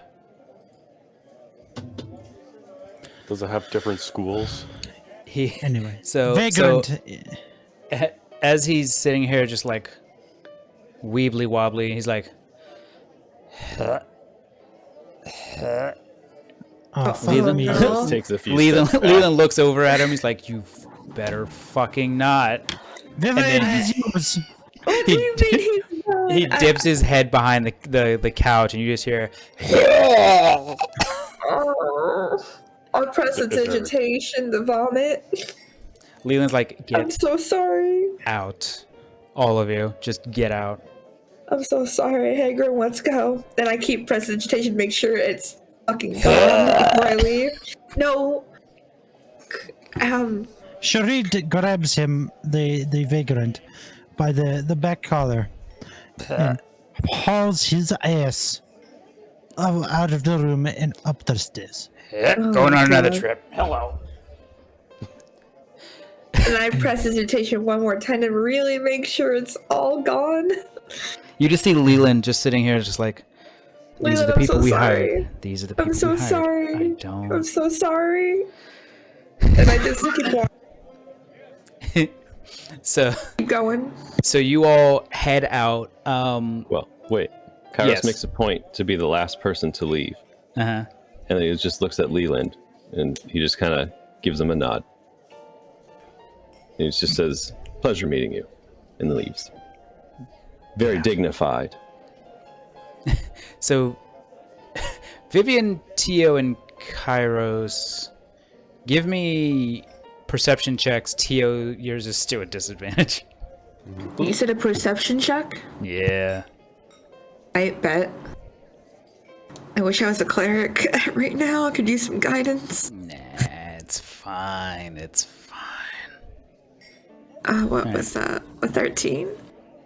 So Vivian, as you leave the tent, you see somebody poke their head out of the curtain in the room next to the one that you're in. As it's a young lady, seemingly in somewhat of a servant girl getup, look very concerned as she kind of like cranes her neck around the corner, and you can kind of hear her mumble under her breath, "I hope I don't have to clean that up." Already taken care of. As I say as I walk by, and it's already taken care of. I'm so sorry. Thanks. And then she just You're goes welcome. back, and you can hear the clanging of some glasses and things like that from that room. Is it nighttime? No. By the time Oh. you leave here, it's late in the afternoon. We're Okay. day drinking, apparently. Okay.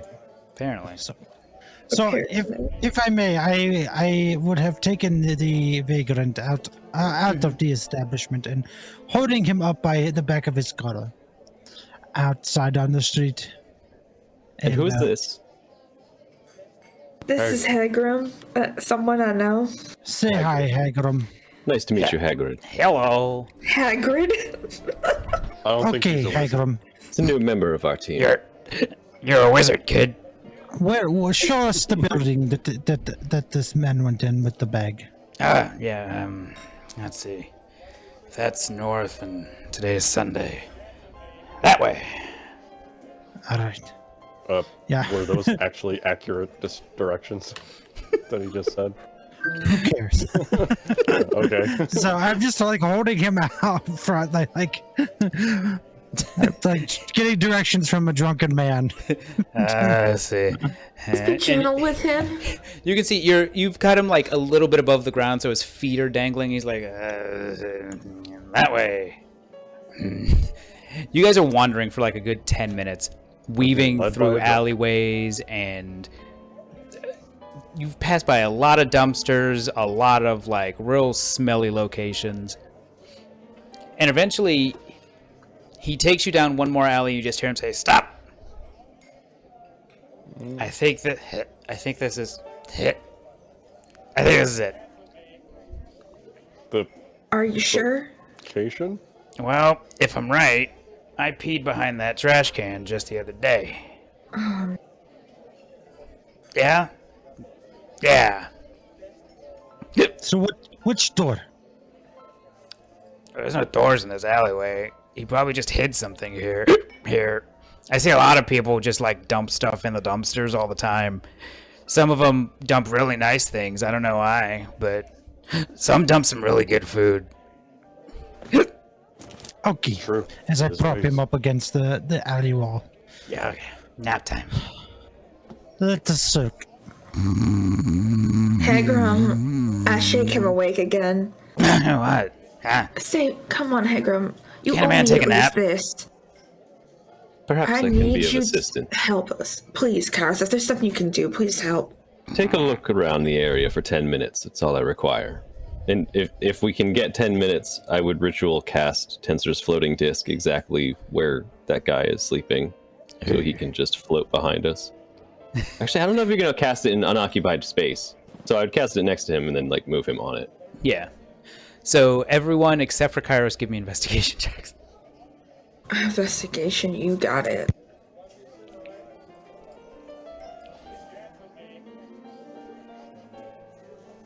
I I can't, can't roll above 10. fucking roll. Love it. You all look around. Shareed, you're pulling out dumpsters. Tio, you're looking in trash cans. Vivian, you're trying your hardest not to touch anything in this fucking alleyway because everything looks disgusting. It does. I've been through this. I don't want to go through it again. You know what I mean? Shareed, as you pull out one of the dumpsters, you notice that among the stonework in the wall behind it, a couple of the bricks seem cleaner than the rest. Interesting. Yeah, I reach out and touch the bricks to inspect them further. So as you fiddle with the bricks, you realize that the grout that's holding them in is very loose. You feel like you can pull those bricks out from the wall. I do so. Inside, you find a rather nice brown leather satchel. About The 2 size of feet by Tio's 2 head. feet. About the size of Tio's head. It appears I found what we were looking for. Thank goodness. And she carefully walks over to him, wanting to make sure she doesn't touch anything, period. Kairos is busy. We shouldn't bother him. Tio, why don't you open this? Sure. You'll take out. Is Tio still drunk? Yes. Yeah. little bit. It's a great idea. Give me We'll take a a Tio. Give me knife. another Constitution check. Okay.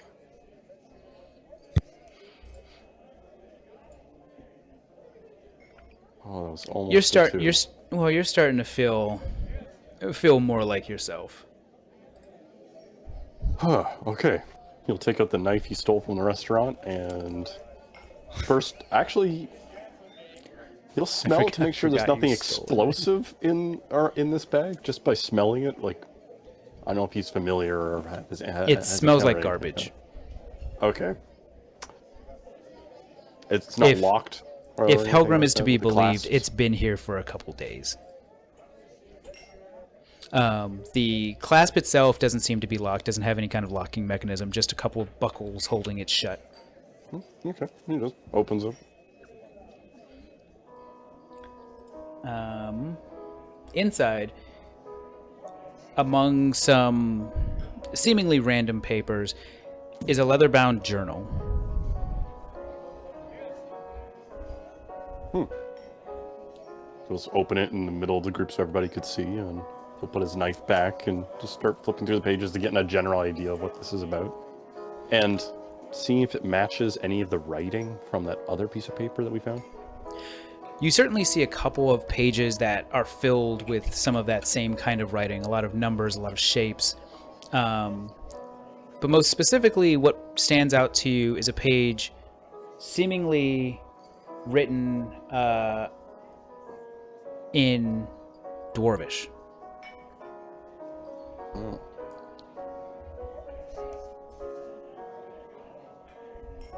Oh, Dwarvish. Does anybody know Dwarvish? No. Does anyone recognize this? Hang on. I don't remember. I could have checked for you. No. Carry on. Sharid does. Sharid does. Sharid. Yeah. Or there you go. Because to say, if not, I was going to cast comprehend languages, but that works too. Before handing Sharid, though, I'd just be curious to see if there's any ripped pages out. You know, like that, just that remaining piece on the spine. Not that you can find, no. Okay. Then you'll flip it over to Sharid to read. So, among the page seems to be a note or a letter. And it is summarized as such. I think I'm being watched. When I'm out at night, I can hear footsteps behind me, but I can't bring myself to look back and see who it is.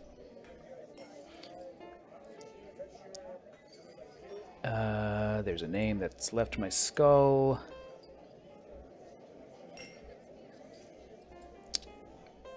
Sorry.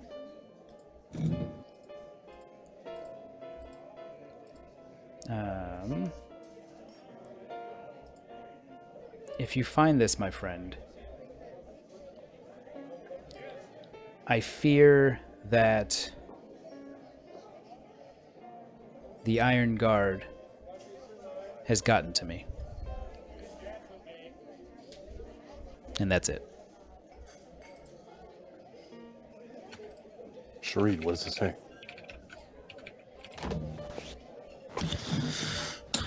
I read back what I just read for the sake of time, and I state the Iron God. Perhaps that is the name of this organization, the one with the hammer and the blade. And were there any other names other than Iron Guard? Nope. No. Okay. Let's see. Okay. Well, if they were being followed, I think they probably would have gotten this satchel. But I don't know if we'll get any additional trails here. Should we check? I don't think we found anything when we were investigating around other than this, though, correct? No. But at least we have a name now. True. Any ideas as to who we should approach about this Iron God? Do we go back and tell what's the name of the town square? The people? council? Do we tell the council, or should we investigate it further? Gary, age background, where would I know to find that information? Deduce.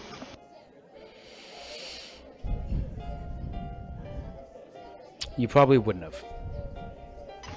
That's a lie. Does this guy know? You point to Hagram. That's no organization I've ever heard of. Not even a slight possibility that you might? Hey, look here, little lady. I have heard of my fair share of organizations, as you damn well know. I don't know this one. Perhaps we should go and ask Goresk back at the Stone's Throw. Grezek? Okay. Gorezik, yes, Gorezik. I'm gonna take a nap. And he lays down on the floating disc that has now appeared next to him. Why did you do this? Why do we need to bring him with us? I don't understand. Well, I can't just leave him here. Why not? You carry the bag. He lives here. He peed there the other day. He said so himself. Because I have history with him and I can't bear to see the sight of him just sleeping in the fucking street. Okay, then you take care of him. He is still sleeping in the street. It's just that the street is floating now. But You just hear. No, listen, it's been a I just have while. the We've known each other man. for quite some time, and he wasn't always like this, but he's getting better. I Yes. can't bear to see what's happened to him now. It's not good. But Vivi, what is the plan? What do we do with him? Intend to leave someplace safe. That would. Well, at least I would feel comfortable leaving him at. Maybe at least some type of cheap inn. Maybe I can pay for at least a night or two for him. I just can't Very leave good. him out on the street. Very well. Let's go do that. And let's relieve ourselves of this burden, so then we can go on and continue Not with a this. burden. Oh, Roxanne. technically speaking, by definition. Just find an inn. Should we head? Oh, So- was the so what name you of doing, the inn kids? we were staying in? We gotta Find go an inn to bring find an Hagram inn. to. You know, find an inn. Yeah. So, believe it or not, there actually is no real shortage of inns in a city this big. You walk to the next, essentially a couple blocks over, and there's a small little bed and breakfast. It looks like it's essentially run out of somebody's house. So, you open the door. There's a nice little bell attached to the door frame, and a young boy is sitting behind a counter, and he kind of pokes his head up. He's like, "Hello," and as he sees you all walk in with this man floating behind, like he's in a red wagon. Can I help you? Hi. And I make sure I definitely have my veil on because I don't want to scare this poor boy. I was wondering how much it would be for at least like a couple nights stay, like maybe 2 or 3 nights. He looks under the shelf as if he was checking something. He's like, 5 copper. Okay, how about for a week? I'm so sorry to ask again.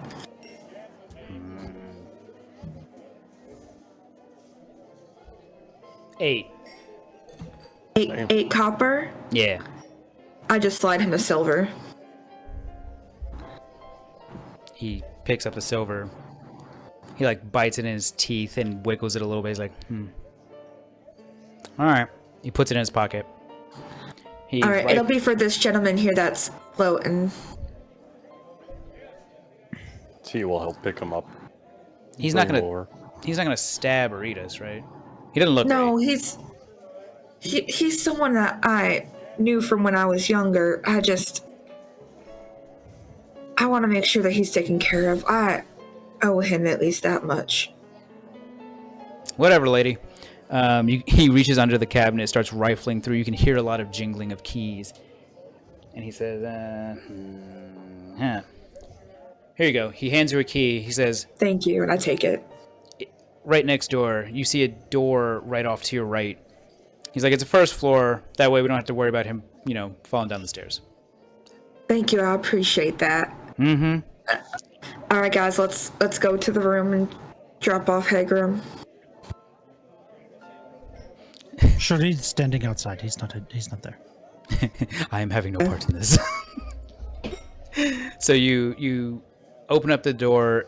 The disc floats inside, I assume, like right over the bed, and then just drops him. My goodness. And he just lays there just... All right, he's like out. Oh, he is done. All right, I will carefully place the key on the nightstand so he sits next to him. I'll make sure to pull the blankets over him so he doesn't get sick, and I'll write him a quick note, basically just saying, hope you stay well. If you need anything, I'm sure you know where to find me. And I'll leave him an additional 3 silver, so that way he at least has some money to buy some food. Please use this to buy food. You're here for a week. Spend it wisely. And then I leave. No. Okay. So you make your way out. The kid's like eyeballing you as you all walk out, looks over at the room, looks back at you all, and just shakes his head. Jeez. Did you lay him down in the bed? Yes, we did. Is he on his stomach? Was he on his stomach? He was on Would his have made side. sure he was on his back. Yeah. He's on his back. He's on his back. Side, so he doesn't. He was on his side. His side. He was on his side. In my experience, apologies. back is best, as Yeah, they say. not if you're drunk and Not you if vomit. you're No. My goodness. Anyway, let us make our way back to the stone store. Okay. The stone store? Yes, the stone store. Some masonry products, Right. So Where you throw them. So you all go walking through the street. There's still a few people hanging about. The sun's certainly getting lower nowadays. Now at this hour. And so, as the street lights start to come on, you walk back up to the Stone's Throw in the northeastern part of the city. There are still a few adventurers kind of hanging out around the establishment, some on the decking outside of the main door. And as you open the door, it's the same usual sight. Adventurers enjoying a meal and drink, Ileana running between tables to go get them what they need. Yes. So we take a seat at the table, and when an opportunity arrives, I wave down to Liana, and I say, "Excuse me, ma'am, if you don't mind, we have some information for Gretzky. If you could have him come visit us at his earliest convenience." Where is Krezik? She tells you he's just in his office down the hall. Oh. Do you mind if we have a word with him if it's not too late to bother him? Oh, I'm sure he's fine. He doesn't really talk to many people anyway, so... Here, let me go get him. She runs down, and you can hear just the loudest thunk, thunk, thunk on the door. Uncle! And you can hear the door open just faintly over the sounds of everyone else in the bar. Yeah. And I mean, Sharid would make his way to the office. It's a much better place to have a conversation. okay. Do the rest of you follow? I assume. Oh yeah, I'd follow suit, crawling around. Yeah, the I'd ground. follow him. So you go down the steps, you round the corner, and you see Ileana in front of a large wooden door, and standing in that doorway is Grezik, the large man, white hair, white beard, scar over his eye. And as you approach, she turns around and is like, "Oh, here they are." And he just gives a big huff, just, come in. Are his forearms visible? Yes. He has no tattoos, right? No. Just checking. Oh, think we're going for a coup here, Tio? Imagine. So, yeah, and so after we step into the office, Sharid says, sorry if we were disturbing you, but we have some information which we wanted to share to see if perhaps it opens any other doors. All right, he says, all right. He waves you all in. He closes the large wooden door. The office is actually pretty nice. Stone floor. There's a fireplace in the corner with a chair that sits right next to it. A bearskin rug. And there are a couple of seats strewn about. So he tells you all to take a seat and asks for you to explain what you found so far. So, Sharid does briefly, and basically the gist of it is to see if he has heard of the Iron God, and if not, perhaps if he knows somebody with we can consult. Mm-hmm. He rests his chin on his hand for a moment, thinks, and he kind of gets up and he checks a bookshelf that's behind his desk. And he's rifling through and he pulls out a tattered journal. He opens it up, starts leafing through, and you can see that he's tapping his finger on one page in particular. He says, I don't know much. I've heard the name once before when I was an adventurer.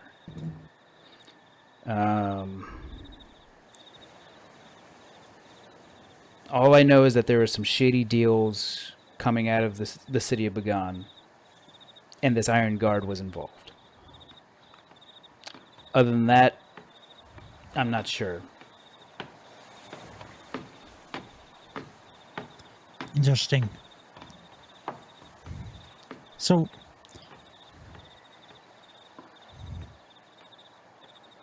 what of Hathis? Well, I assume you tell him about the carriage and all of that stuff. Oh yeah, as well. everything, yeah.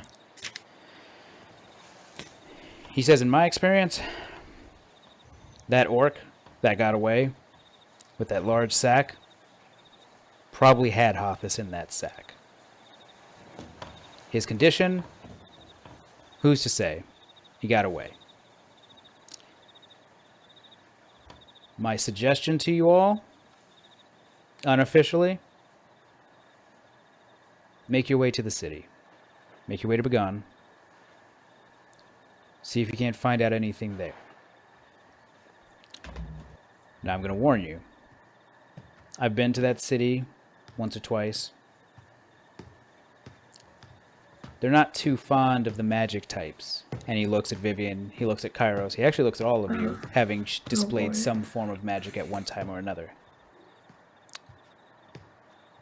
He says they're not going to mess with you too much, just don't show off those abilities. Alright? Understood.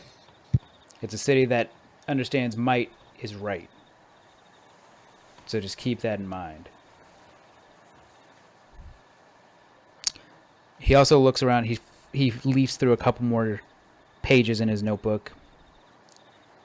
And he says, "Oh, are any of you guys sensitive to heat?" Sensitive to heat? Yeah. I don't think so. Some might say I'm attracted to it. I don't like it. Him not knowing what you're talking about, he's like, "All right." He says the city of Bagan is smack dab in the middle of a fire field known as the Flare Belt. Flare Belt.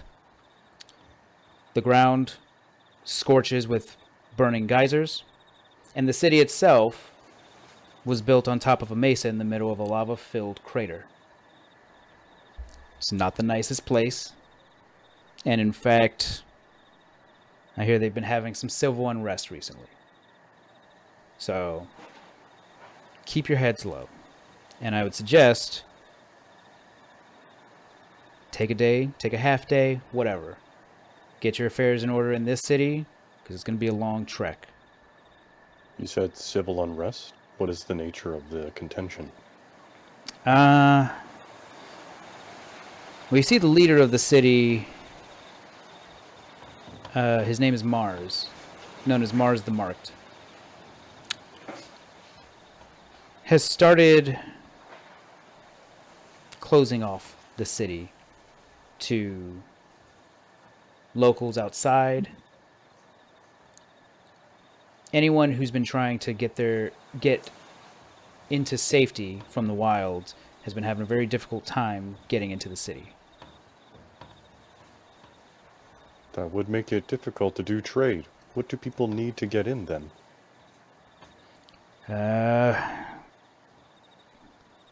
That much I don't know. Unfortunately, my trade is in people, not in goods. People have a free will and can come and go as they please. But Wait. exports, I couldn't tell you. You deal in human trafficking, my friend. Well, if the humans are mercenaries and adventurers, then I suppose so. He says, someone who might know, go see Carmine in the morning. Yeah! I knew that was coming. I knew that was fucking coming. He says Bagan is a major dealer in iron and metalworks. She has a connection or two with the city. She might be able to tell you what it takes to get in and out. Date time. That's all I want to know, my friend. How to get in and out. Jesus Christ.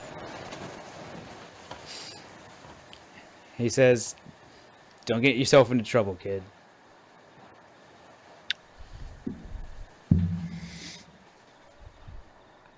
Thank you kindly for all of this information.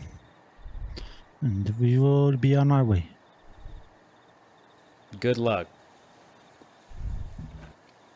As you all are on your way out of the office, Grezik will speak up and say, Vivian, and gesture you closer. Yes, and she goes to turn around and goes back up to his desk. He asks you, do you remember the other job that I gave you before? Oh shit, wait. Oh fuck, wait, what job was that? Oh, there's so many jobs that we've had. Hold on. Wait, I have it recorded somewhere. I'm sure I do.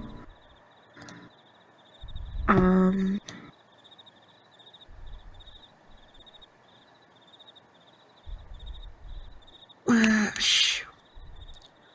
For the sake of time, he'll just remind you. Yeah, I'm sorry. Finding Yeah, go ahead. the tiefling, white hair, black Oh, horn. tiefling. Okay. White hair, black horn? Yeah. Okay, got it. In my search, he may have a connection with the city of Bagan. So keep your eyes Connection, open okay.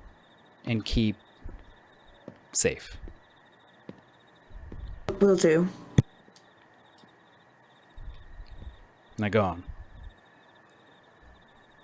Is there anything else I should know about potentially, or? If you run into him,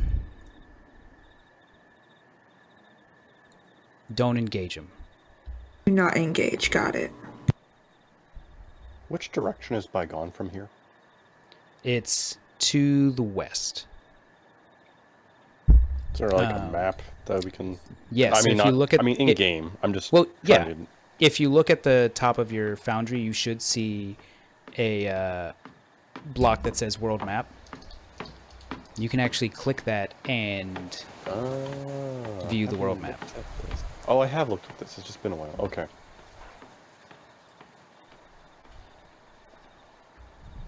So, for the sake of the stream... Would Tio know where the Almat Grove is? Or does he only know that place by name? He only knows it by name. Okay.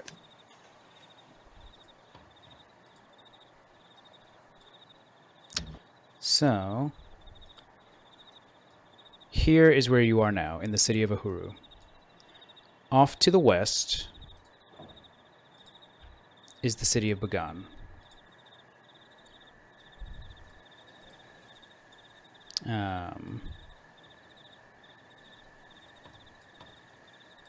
So let's do that, and it's not gonna let me. So for the sake of the stream, all the way off to the west, in the middle of a flaming crater, is the city of Bagan. That is now your target.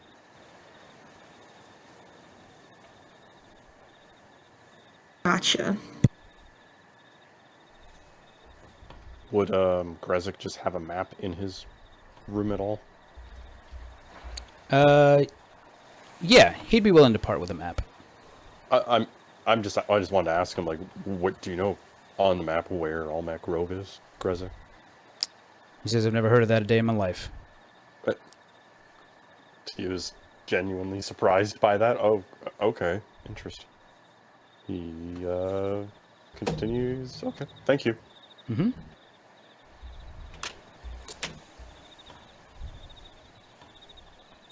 So, with that, you are all free to do as you will with the rest of the evening. Is there anything that anyone would like to do prior to turning in?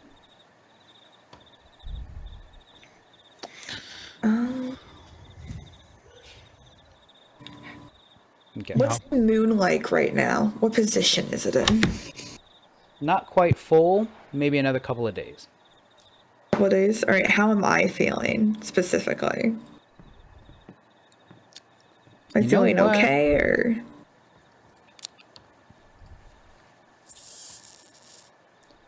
Let's see here.